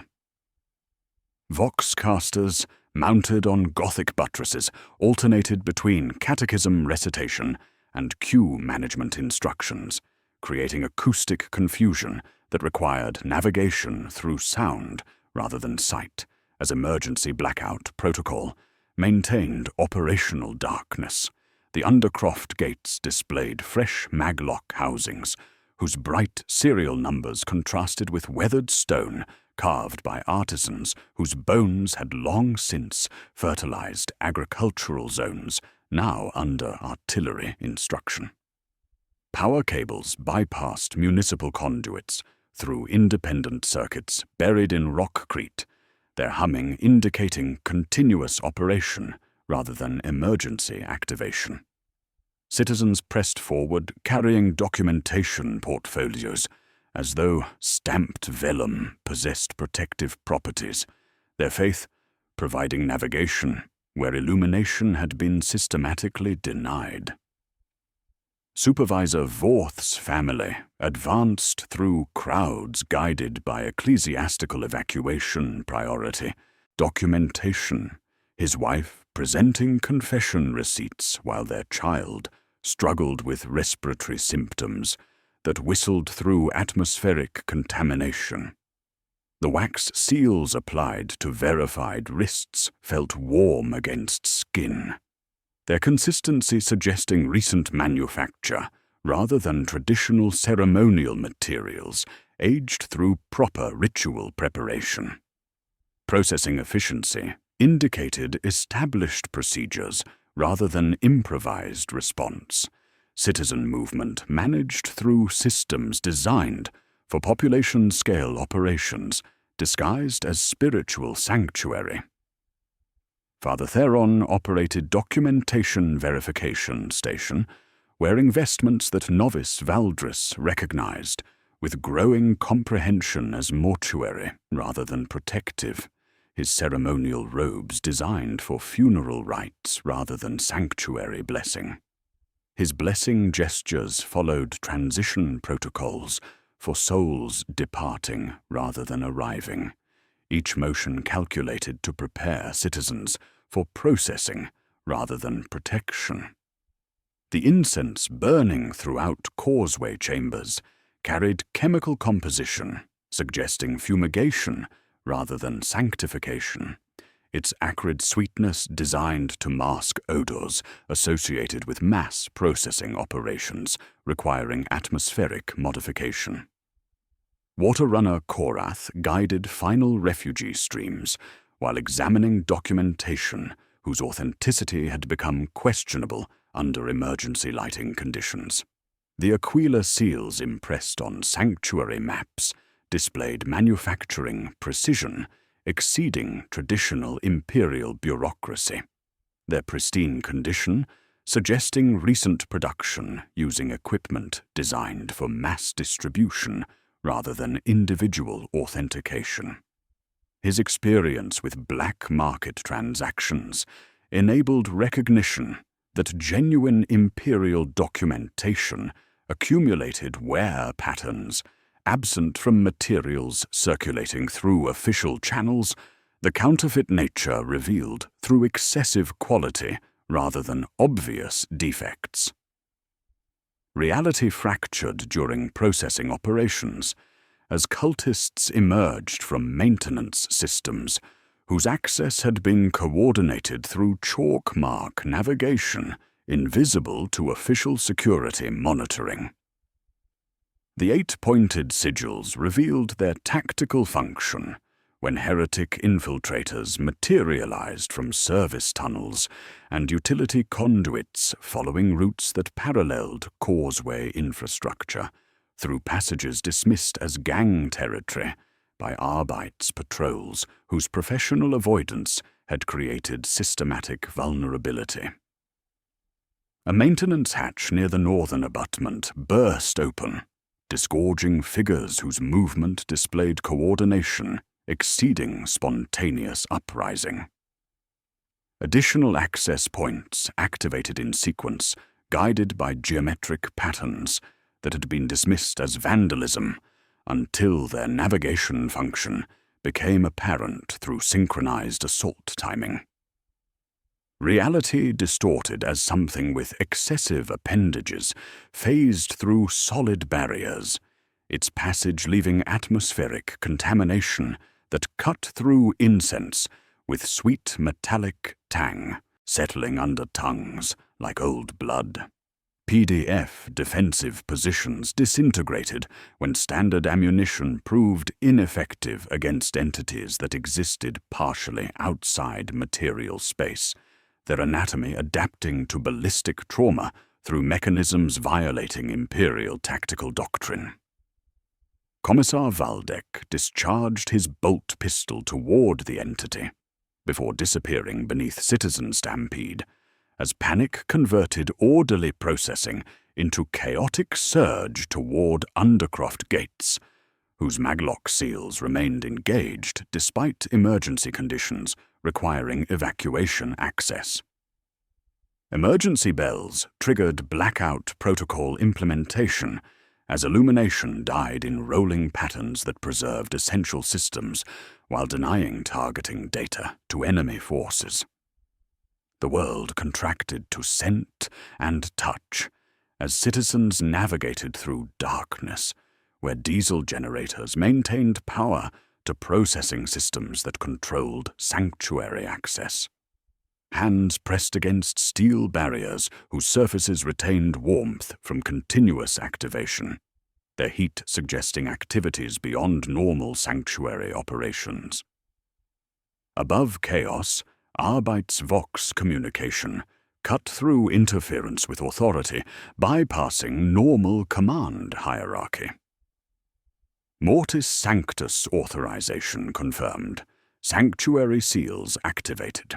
The transmission carried clarity, suggesting independent power source and priority protocols exceeding standard municipal emergency systems, its mechanical precision indicating automated rather than human authorization.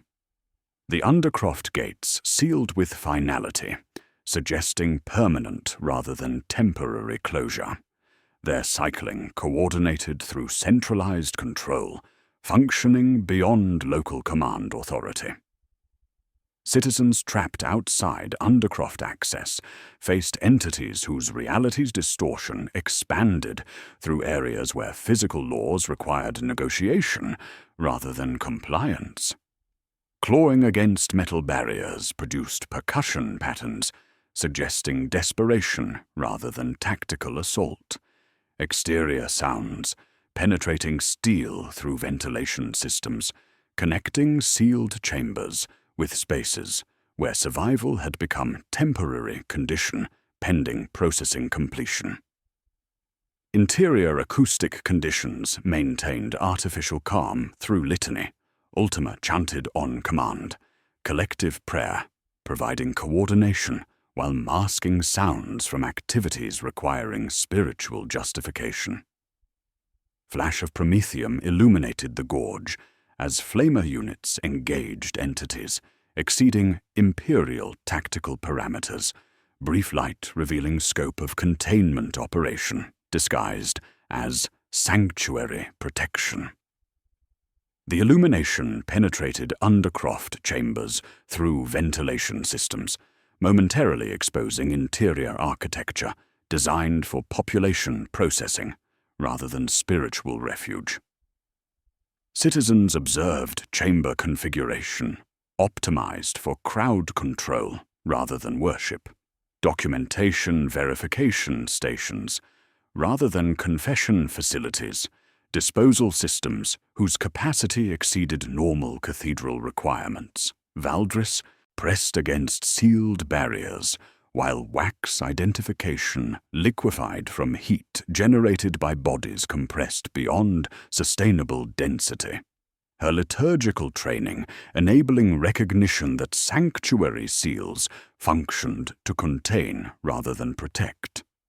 The mortuary vestments revealed their purpose as processing efficient rather than spiritual guide, documentation procedures sorting citizens according to elimination sequence rather than salvation priority. Korath traced maglock housings whose continuous operation suggested extended processing timeline rather than temporary containment, the counterfeit documentation having sorted population into categories whose purpose remained classified, while procedures acquired moral legitimacy through theological justification. Supervisor Vorth held his family while understanding that ecclesiastical evacuation priority had guaranteed processing rather than protection, their compliance determining sequence rather than outcome. Wax seals dissolved from wrists, eliminating identification while preserving chemical markers, enabling tracking through stages whose completion would be recorded in ledgers facing no audit. The freeze preserved hands pressed against barriers whose heat suggested activities beyond sanctuary operations, liquefying seals creating evidence of processing rather than protection. The machine of faith and force had achieved coordination through citizen compliance, enabling systematic operations disguised as spiritual mercy. Tomorrow would reveal whether sanctuary seals excluded external threats or contained internal ones, and who controlled Mortis Sanctus protocol implementation through systems functioning beyond normal imperial command hierarchy. The ledger was closing with mathematical precision that preserved appearance of benevolence while implementing survival calculus, prioritizing institutional continuity over individual preservation.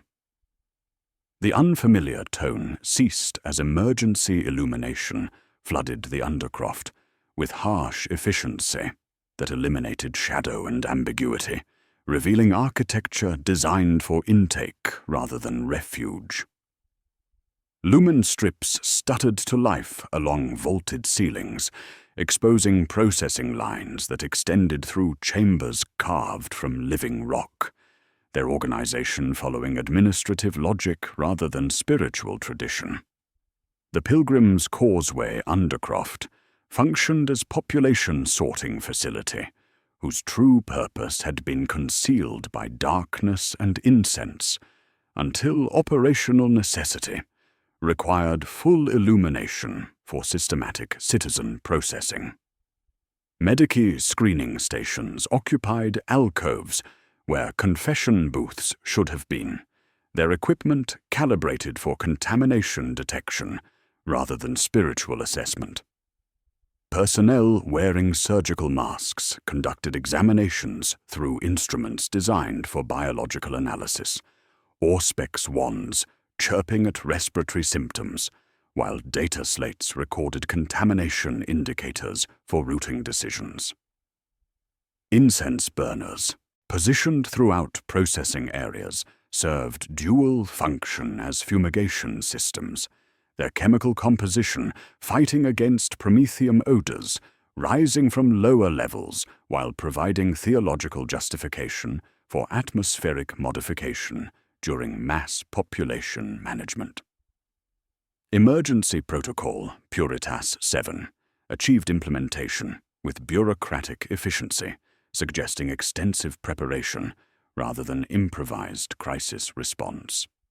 The red cloth binding had been opened months earlier, its procedures memorized by personnel whose theological credentials provided moral legitimacy for administrative decisions violating standard imperial citizen welfare obligations. Contamination signs triggered routing through channels whose destinations remained classified, citizens displaying skin lesions, respiratory wheeze, or exposure to chalk-marked tunnel sectors directed toward purification chambers, whose capacity calculations appeared in marginalia written by hands trained in mortuary mathematics. Processing throughput maintained mechanical precision that converted human desperation into statistical categories. A scribe's tally board recorded 1,180 citizens processed per hour, 22% routed to isolation, 6% to disposal, remainder assigned to labor details and chant cohorts. Clean confession documentation earned temporary identification markers, enabling access to food distribution. Continued existence contingent upon sustained compliance with procedures whose timeline remained subject to operational requirements. The mathematics preserved appearance of mercy while implementing survival calculus that prioritized productive citizens over vulnerable ones. Novice Valdris received assignment to liturgical duties that revealed the Undercroft's acoustic design, optimized for crowd control rather than worship. Her responsibilities included maintenance of continuous litany ultima recitation that masked sounds from sub-level processing chambers, the prayer's cadence coordinated to cover mechanical activities requiring spiritual justification. The incense she distributed carried chemical composition designed to neutralize airborne contaminants while fighting the sweet metallic tang of promethium and organic decay that ventilation systems carried from lower processing levels. Father Theron's vestments revealed their transparent functionality under artificial illumination, mortuary-efficient robes designed for conducting mass transition rather than spiritual guidance. His blessing gestures followed protocols for souls departing material existence, each motion calculated to provide religious justification for administrative procedures that converted citizen welfare into resource management, requiring elimination rather than protection. The ceremonial implements he carried included sealing wax and counting devices rather than traditional religious artifacts, his efficiency increasing when inquisitorial authority observed his performance. Authority, structure clarified when Arbite's personnel deferred to inquisitorial rosette displayed by Ordo Hereticus liaison, whose presence transformed administrative processing into theological emergency. The representative assumed command citing soul contamination crisis that superseded local imperial authority, implementing population management procedures whose legal justification required spiritual rather than civil authorization. Causeway Vox logs faced immediate confiscation for memetic analysis, communication records requiring evaluation for heretical contamination that might spread through survivor testimony sharing. Supervisor Vorth experienced family separation under purity quarantine protocols that classified his labor battalion service as potential contamination source, requiring isolation pending spiritual assessment.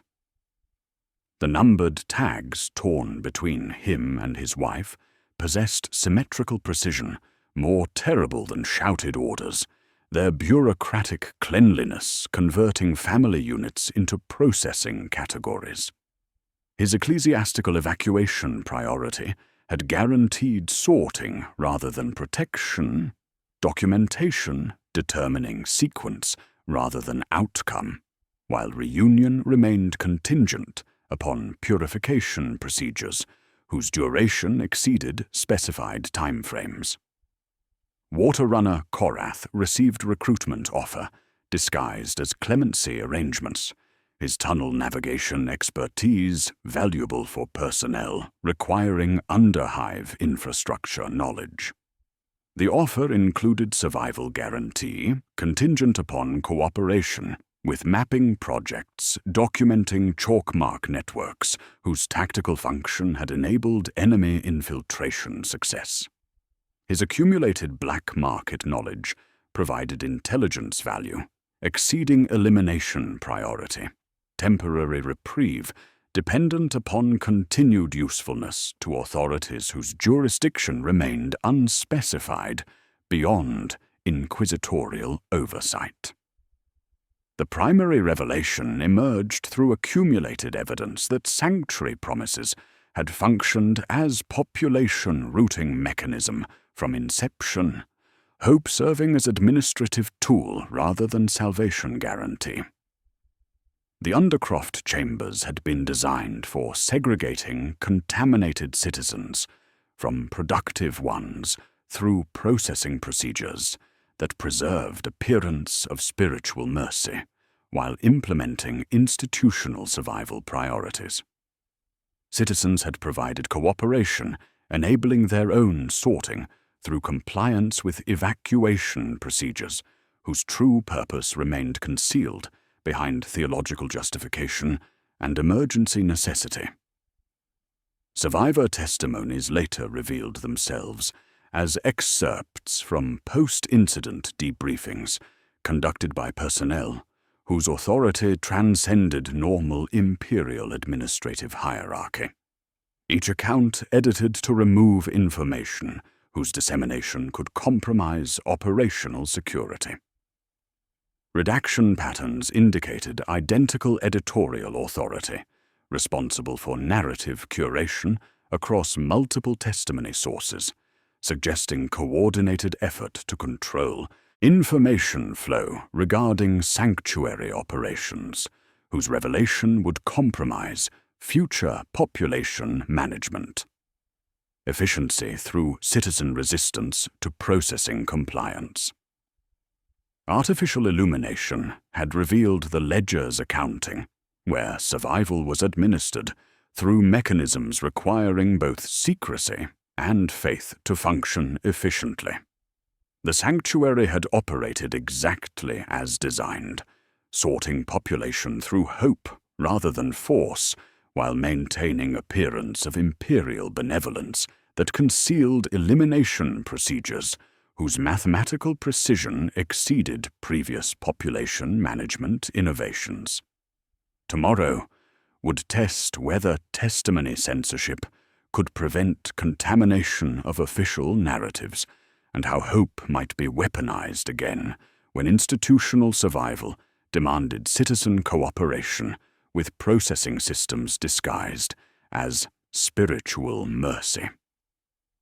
The Undercroft's harsh illumination had exposed more than population sorting mechanisms, revealing systematic enemy infiltration of information systems that converted imperial survival communications into recruitment vectors, operating through channels designed to prevent their transmission. The chalk sigils, whose tactical navigation function had enabled causeway infiltration, revealed themselves as access codes when water runner Korath discovered that the weathered 8-pointed coin in his possession functioned as authentication token for Supply Depot Gamma 12, its surface worn smooth by countless transactions that had distributed heretical materials through economic activity invisible to standard security monitoring. The depot operated under requisition procedures that appeared consistent with normal PDF logistics, while staffed by personnel whose uniforms displayed correct wear patterns, but incorrect serial numbers traceable to deployment rosters that revealed transfer orders bearing forged commissariat authorization. The coin warmed against Korath's palm, as though responding to proximity sensors, the slot accepting it with mechanical precision that indicated systematic rather than improvised authentication protocols. Inside, munitions crates bore legitimate departmento seals, while actual inventory included recruitment materials disguised as emergency catechism pamphlets, their theological language containing embedded instructions for coordinated activities against imperial defensive positions. Shelter promises distributed through rumor networks had transformed into recruitment tools whose psychological effectiveness exceeded direct heretical propaganda. Hope functioning as vulnerability that enabled cult manipulation of citizen desperation through mechanisms more efficient than force. The sanctuary documentation, whose pristine condition had suggested recent manufacture, revealed itself as systematic deception when forensic analysis discovered security watermarks containing geometric patterns matching chalk navigation sigils, authentication systems corrupted by former administratum, Scribe Tormund, whose access to official forms had enabled integration of 8-pointed symbology into document verification protocols. Ordo Hereticus response followed counter-memetic doctrine, designed to overwrite contaminated information through emergency catechism, broadcasts that replaced normal Vox programming with theological instruction intended to reinforce doctrinal barriers against heretical influence. Public penance displays appeared throughout hive sectors, where citizens demonstrated loyalty through self-flagellation and neighbor denunciation, performance designed to create visible compliance while discouraging private doubt. Vox psalms transmitted on emergency frequencies attempted acoustic saturation of communication environment. Liturgical programming intended to prevent heretical coordination through information management rather than content restriction. Every correction revealed institutional failure through necessity of acknowledging contamination that operational security had previously required concealment.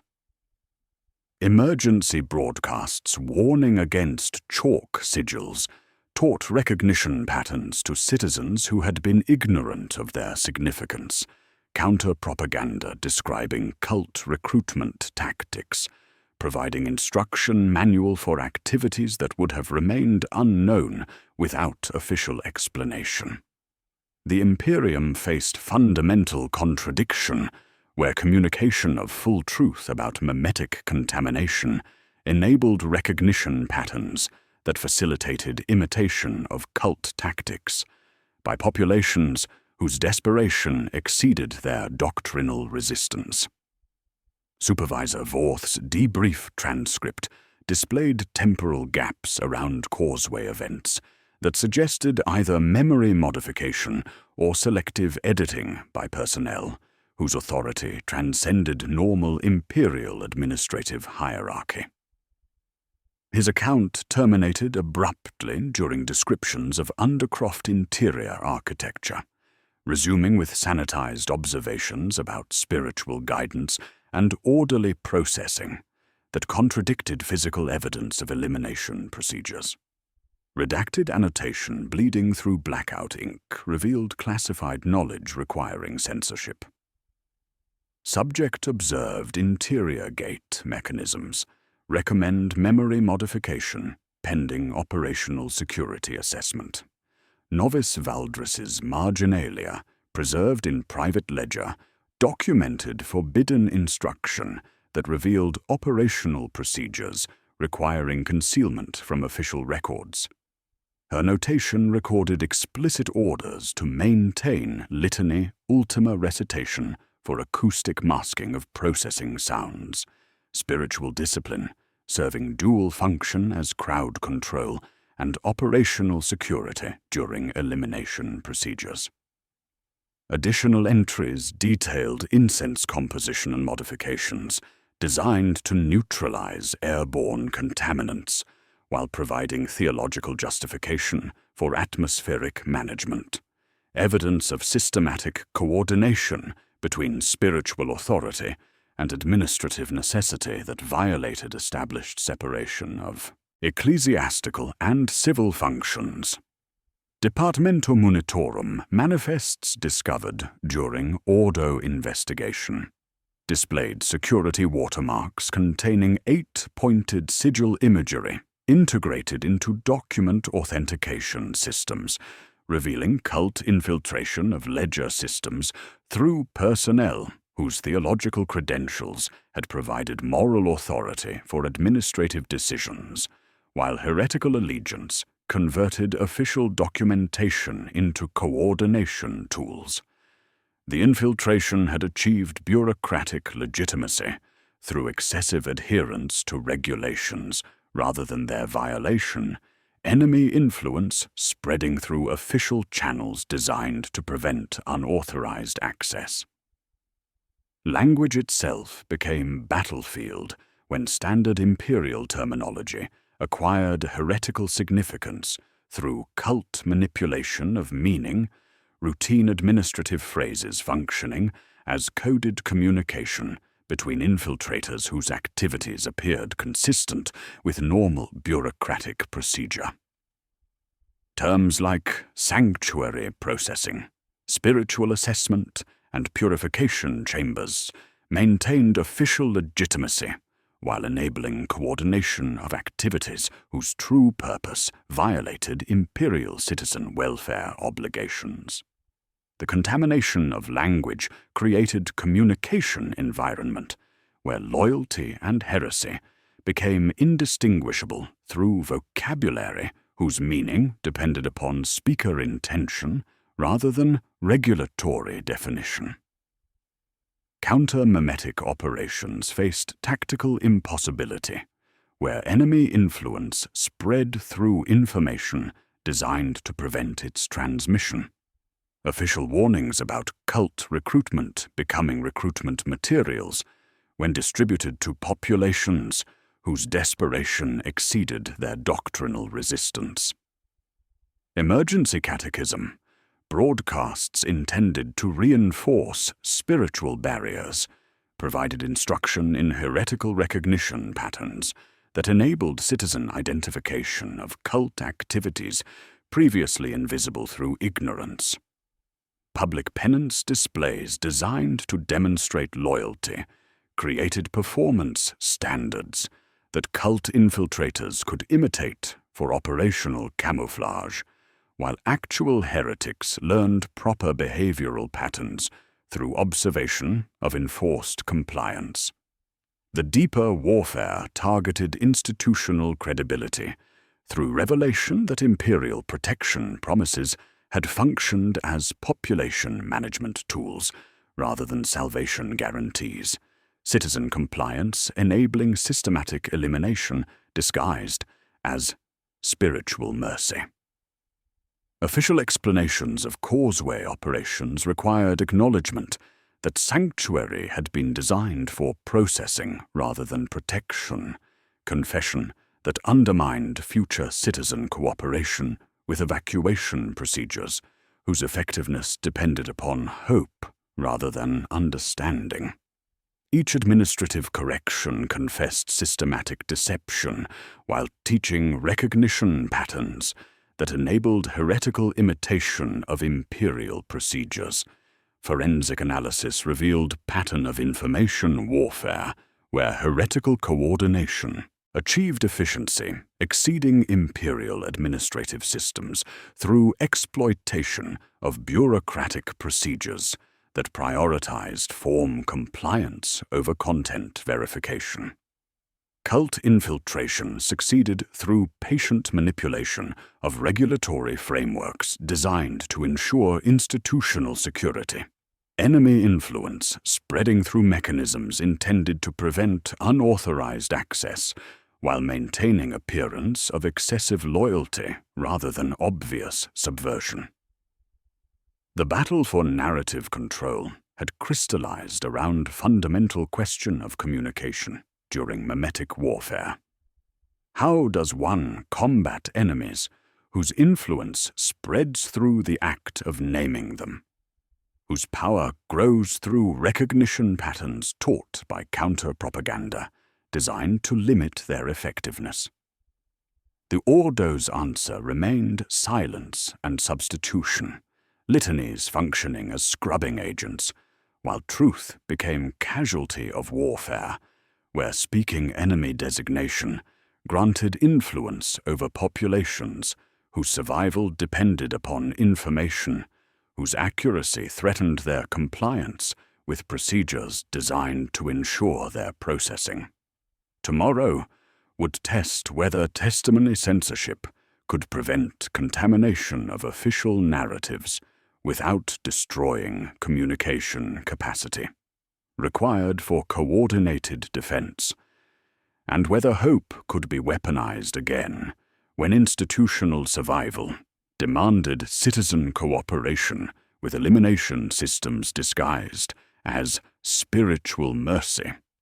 The ledger recorded victories and defeats whose significance remained classified for operational security, language itself requiring purification through mechanisms that preserved imperial authority, while acknowledging systematic failure of information systems designed to prevent the very contamination they had enabled through excessive complexity and bureaucratic precision that created vulnerabilities exceeding their protective capabilities.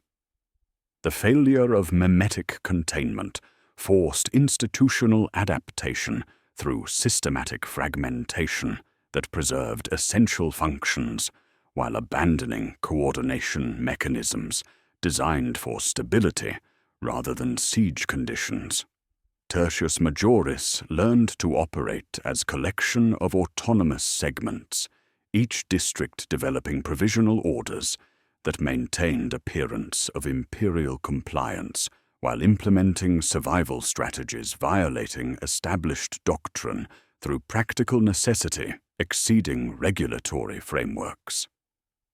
Black market networks crystallized into ration cooperatives operating under PDF supervision, their economic functions legitimized through military necessity that converted illegal commerce into essential resource distribution during supply line collapse.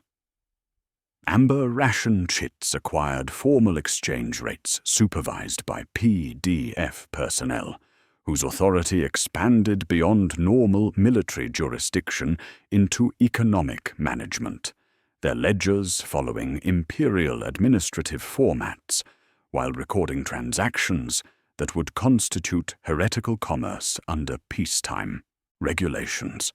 The cooperatives provided controlled distribution while acknowledging systematic failure of official supply systems designed for population compliance rather than survival.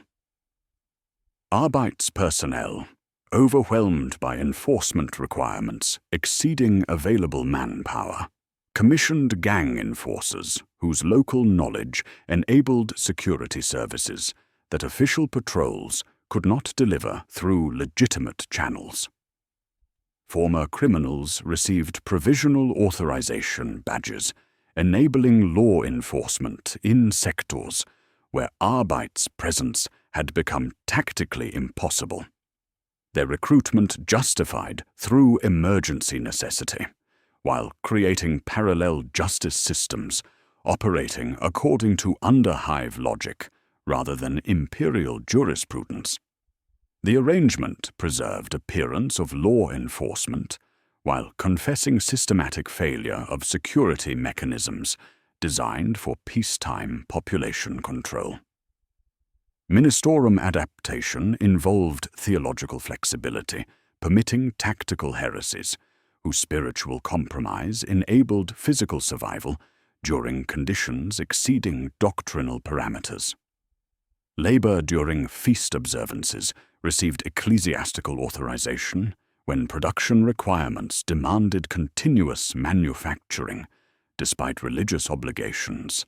Shared sacred water rations replaced individual communion when supply shortages threatened spiritual observance, and confession processing accelerated through multiple simultaneous penitents when individual guidance became impossible through time constraints. The compromises maintained religious function through modified procedures that preserved spiritual authority while violating established ritual requirements. Supervisor Vorth received assignment to corpse reclamation crews operating in the industrial gorge, where causeway processing had generated material requiring resource optimization rather than traditional burial. His work involved salvaging equipment and personal effects from remains whose identification had been systematically removed through processing procedures designed to prevent recognition complications that might compromise operational efficiency. The crew operated with mechanical precision, converting human tragedy into logistical problem, body disposal becoming inventory management, whose emotional impact required professional detachment. Recognition arrived through fragment of child's clothing, whose pattern matched his youngest daughter's favorite garment, the fabric torn but identifiable through wear patterns, preserving evidence of individual existence despite systematic elimination.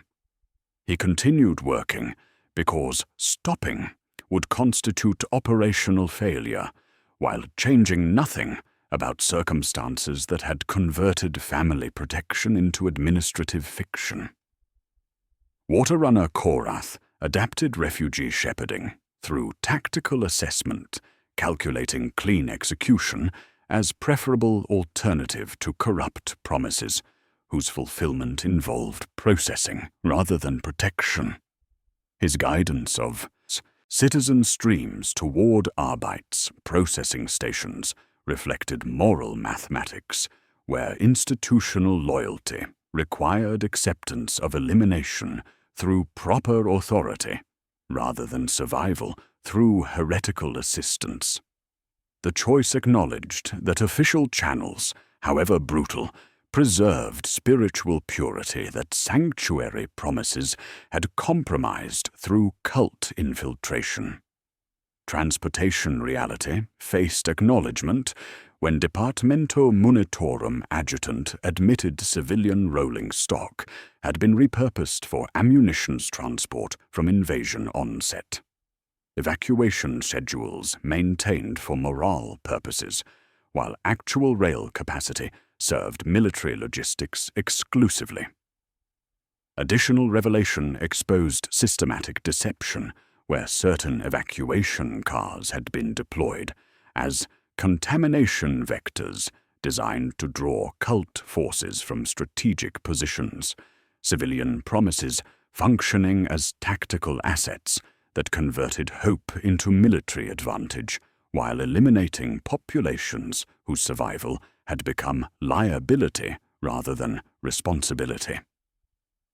The moral mathematics underlying institutional adaptation crystallized around fundamental principle, where every mercy doubled as triage decision, determining resource allocation between competing survival claims, every act of compassion, creating vulnerability that enemy forces could exploit through manipulation of imperial obligations to citizen welfare.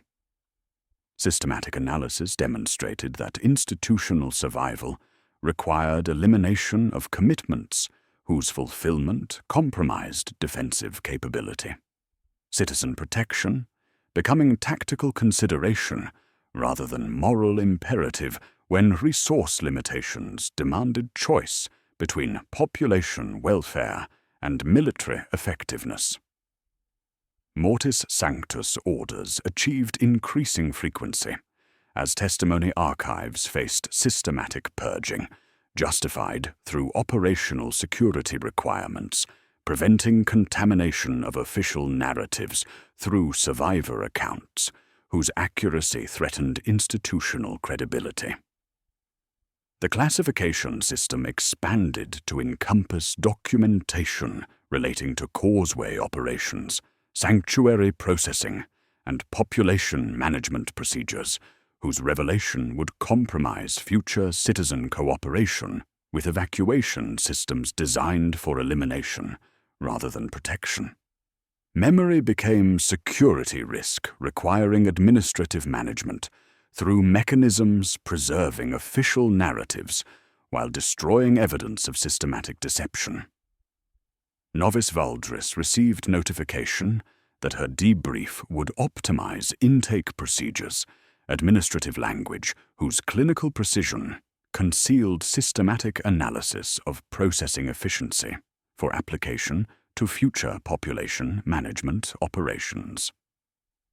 Her observations regarding acoustic masking, crowd control, and elimination procedures would inform improvements to sanctuary systems whose effectiveness depended upon citizen compliance enabled through hope rather than understanding.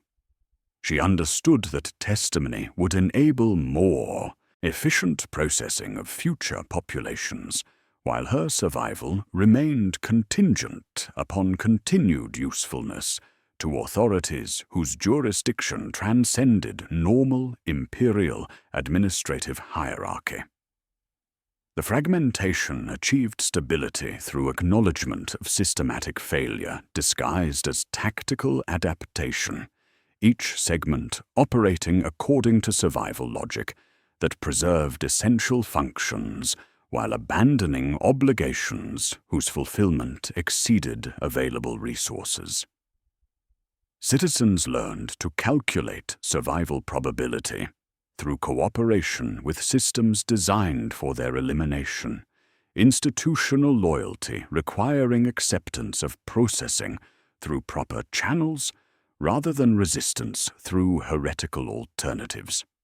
Tomorrow would test whether memory preservation could survive systematic erasure designed to prevent narrative contamination, and what magnitude of relief would be required to alter ground-level reality where survival was administered through mechanisms requiring both secrecy and faith to function with mathematical efficiency that converted mercy into triage and compassion into tactical vulnerability.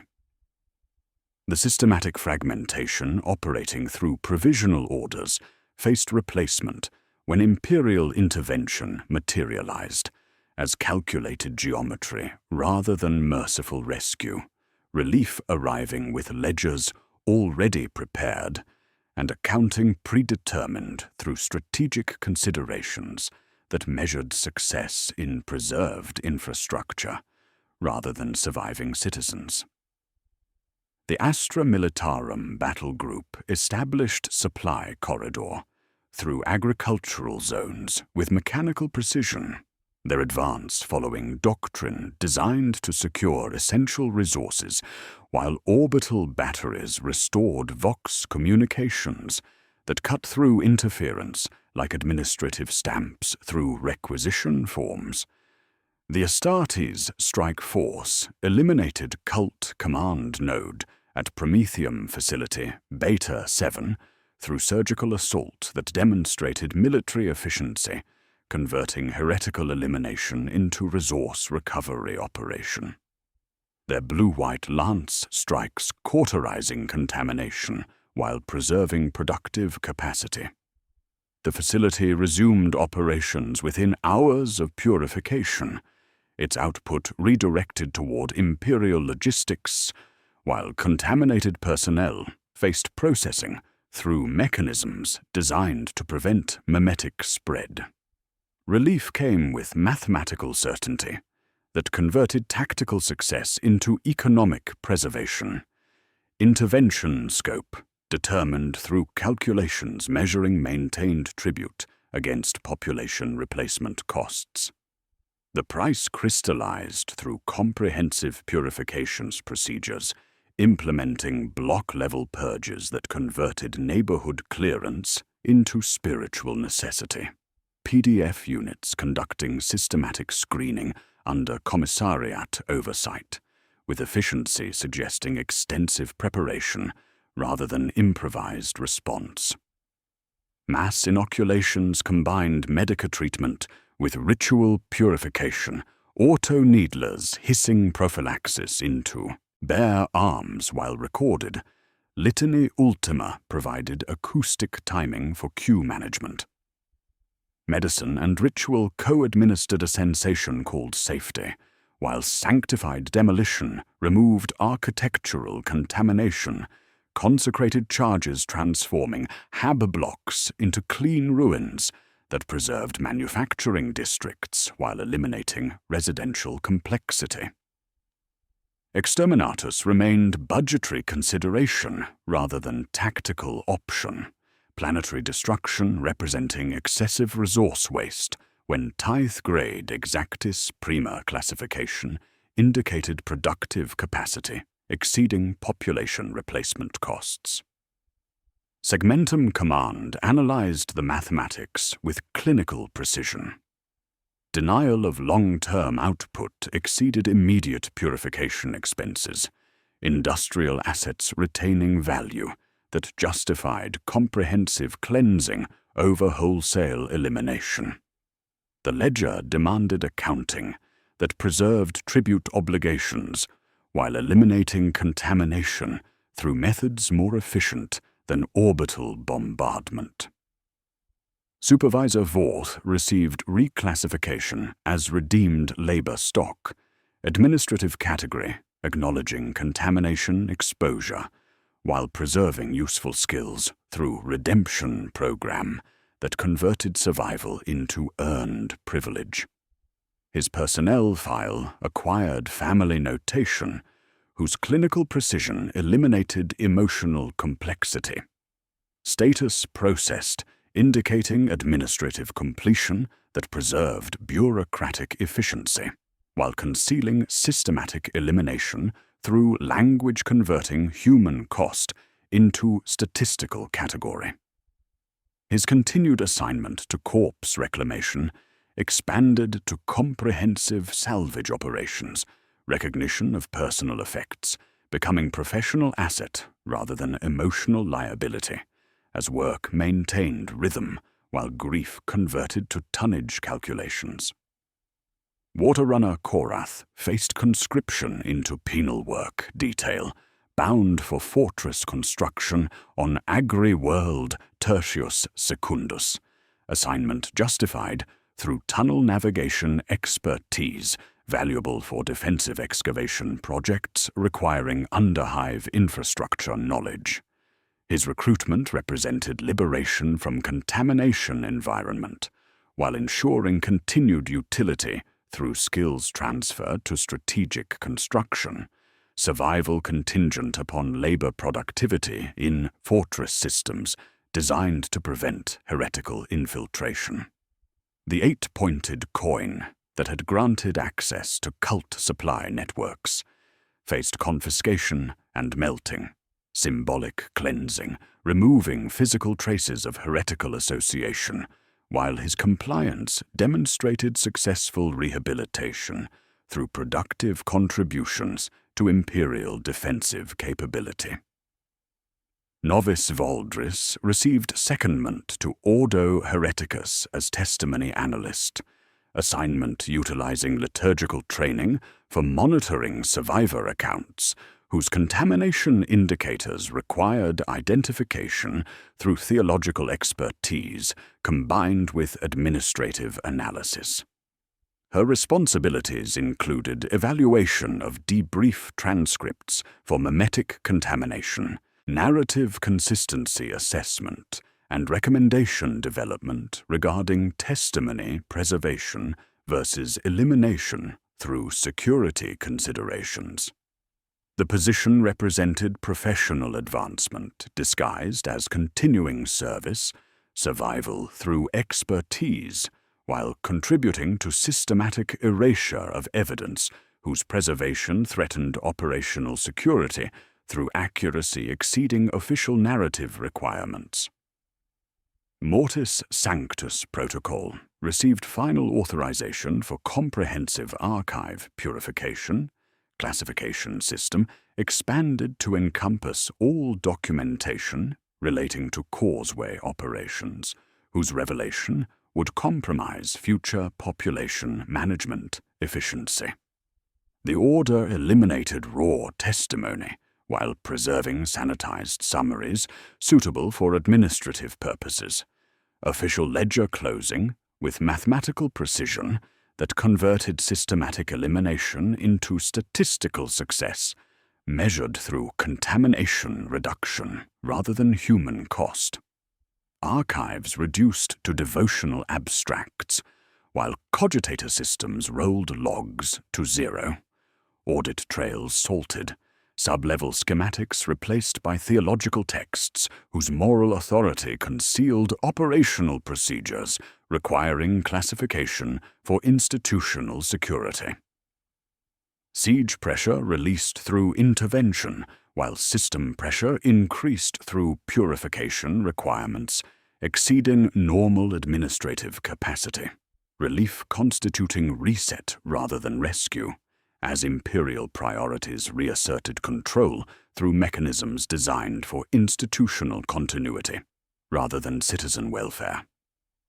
Vox towers sang again, with edicts audible across restored communication networks, curfews tightened to stabilize distribution, ration tiers recalculated to reflect redeemed labor stock projections, inoculation schedules posted alongside work rosters whose mathematical precision converted survival into earned privilege, requiring demonstration of continued utility.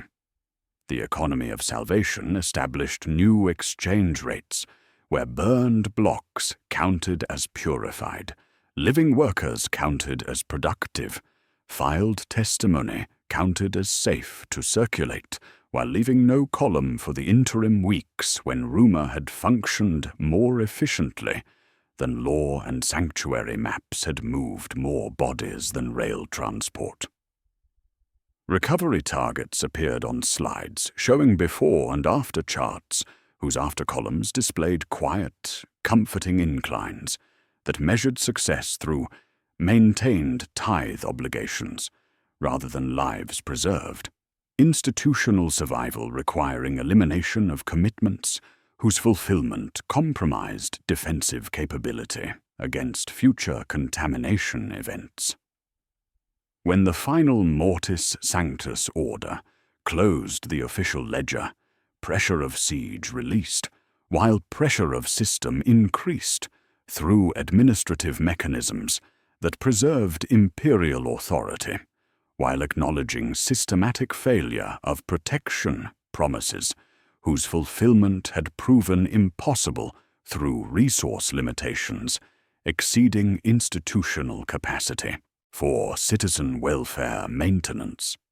Relief through fire had preserved productive assets while eliminating contamination through comprehensive processing, success measured in tonnage rather than humanity, as the machine of faith and force achieved coordination through systematic elimination disguised as spiritual mercy.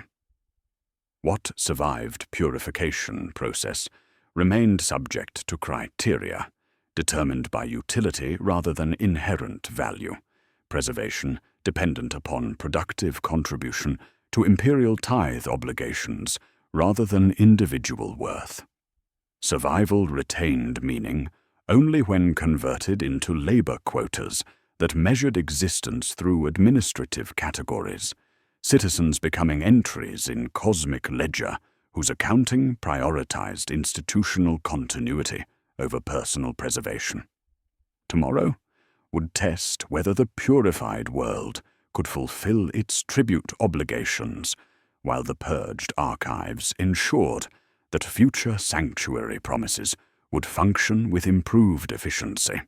Hope weaponized again through narrative management that converted systematic deception into administrative success, requiring both secrecy and faith to maintain operational effectiveness.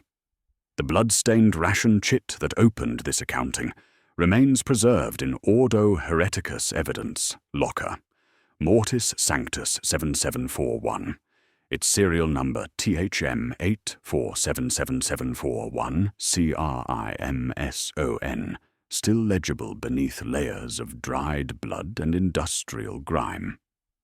The skeletal fingers that had clutched it with desperate precision belonged to no name the ledger would preserve. Identity reduced to administrative entry whose personal details exceeded security clearance for personnel responsible for evidence management. The difference between relic and instrument proves to be only the date stamp, fresh cards bearing identical prayer text and serial family numbers continuing their distribution, while the original testifies to survival administered through mechanisms requiring both secrecy and faith to function with mathematical efficiency. The Ordo Hereticus final report achieved seal and classification through standard audit format that converted systematic elimination into statistical success, conclusions matching templates developed across centuries of population management, requiring moral justification through theological framework. Assessment declared survival functions as policy instrument rather than citizen right. Memory classified as biological hazard requiring administrative management through narrative control that preserved institutional credibility while eliminating evidence whose accuracy threatened operational security. The mathematics demonstrated intervention, success through metrics measuring contamination reduction, infrastructure preservation, and tithe obligation maintenance while converting human cost into acceptable loss ratios that balanced imperial necessity against resource allocation. 3 narrative threads traced through archived documentation revealed systematic processing of human complexity into administrative categories that preserved essential functions while eliminating emotional complications requiring resources exceeding institutional capacity. Supervisor Kalen Vorth's identity reduced to salvage manifest entry 7741-Alpha-14-redeemed. Work assignment listing corpse reclamation specialist with efficiency ratings, measuring professional competence, while family status notation indicated processing completion through clinical precision that eliminated grammar to speed throughput. His personnel file carried the stamp applied during relief, redeemed labor stock, survival contingent upon sustained utility, measured through tonnage calculations rather than individual worth. The fragment of child's clothing he had recognized and folded without pause before handing to the disposal bin remained unrecorded, human moment disappearing into administrative efficiency.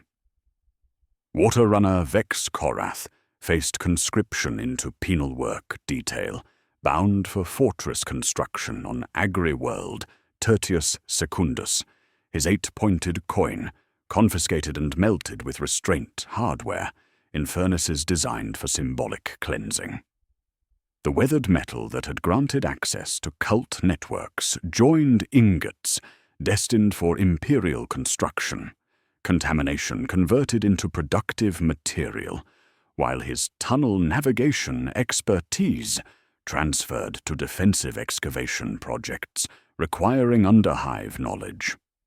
His statement recorded in corridor outside embarkation pen captured final assessment, clean death beats a crooked life, administrative notation whose clinical precision eliminated tone while preserving sentiment. Off-world, his pick would meet rock that had never heard imperial sirens, liberation achieved through geographic separation from contamination environment. Novice Seraphina Valdris achieved preservation through professional advancement, disguised as continuing service, assignment to Ordo Hereticus as testimony analyst utilizing liturgical training for narrative management, requiring theological expertise combined with administrative precision. Her marginalia preserved between confession forms provided quiet resistance, maintaining human rhythm beneath bureaucratic permafrost. Evidence of individual persistence surviving systematic elimination through careful concealment within official documentation. Between debrief stamps and signature blocks, minimal script recorded observations, actionable by no office, child's drawing of 8-pointed star, with points erased but indentations remaining, calculations of queue time against air exchange rates, 3 words summarizing unauthorized compassion, keep them breathing. The preservation represented tactical victory, whose significance remained classified, while contributing to institutional memory, requiring protection from purification procedures designed to eliminate accuracy, exceeding official narrative requirements. Final payoffs crystallized through accumulated evidence, revealing systematic deception whose scope encompassed entire population management operation disguised as spiritual mercy. The promised evacuation trains listed on Transit Board Gamma 7 had never been intended for civilian transport, rolling stock designated for munitions distribution from invasion onset, while evacuation schedules maintained for morale purposes, enabling citizen compliance with processing procedures. The sanctuary beneath Pilgrim's Causeway had been designed as triage and elimination facility, whose architectural specifications matched Emergency Protocol Puritas 7 requirements for mass population processing during soul contamination events, hope functioning as routing mechanism rather than salvation promise. The chalk sigils, whose geometric precision had enabled cult infiltration, provided logistics overlay rather than superstitious vandalism. Rival Ledger, operating through symbols dismissed as gang territory markers by Arbite's personnel, whose professional avoidance created systematic vulnerability.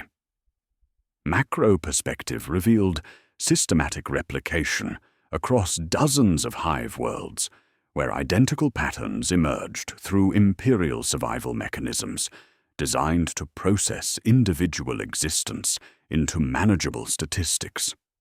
Policy advisories traveled outward from Tertius Majoris to neighboring sectors, revise evacuation language, removing destination mentions, rehearse Mortis Sanctus protocols during blackout conditions, review watermarks for ledger systems compromised by scribal apostasy, audit shrine wardrobes for vestment function drift. The Imperium survived by converting citizen welfare into administrative categories, measuring worth through productive contribution rather than inherent value, population management requiring elimination of complexity, exceeding bureaucratic capacity for individual consideration. The closing image mirrored opening through administrative precision, converting tragedy into routine, hand-stamping fresh ration chit-bearing, prayer text, and current date, while siren schedule reset to peacetime parameters, indicating successful intervention through contamination reduction rather than human preservation. Behind the counter, wall chart listed siren schedules restored to municipal standard, single sustained tone for shelter compliance, double alternating signals for movement to designated assembly areas, triple rapid bursts for lockdown protocols. Somewhere above, bell rehearsed fourth note absent from public tables, frequency felt rather than heard. Acoustic phenomenon whose reference remained classified in technical manuals designed to prevent unauthorized recognition of override systems, coordinating population processing through mechanisms requiring both secrecy and faith to maintain operational effectiveness.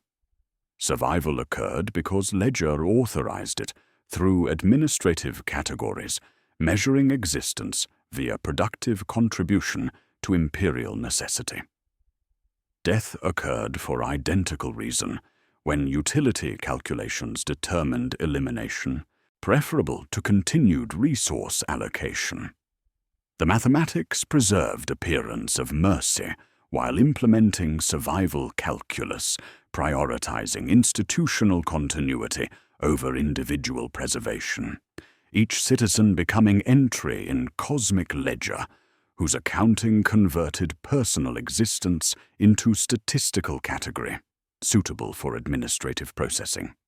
This was survival under the Imperium, endurance through absorption into administrative machinery, converting human complexity into manageable statistics, individual existence processed into institutional continuity, through mechanisms requiring both secrecy and faith to function with mathematical precision that feared truth and termination equally. Archive sealed, Ledger complete.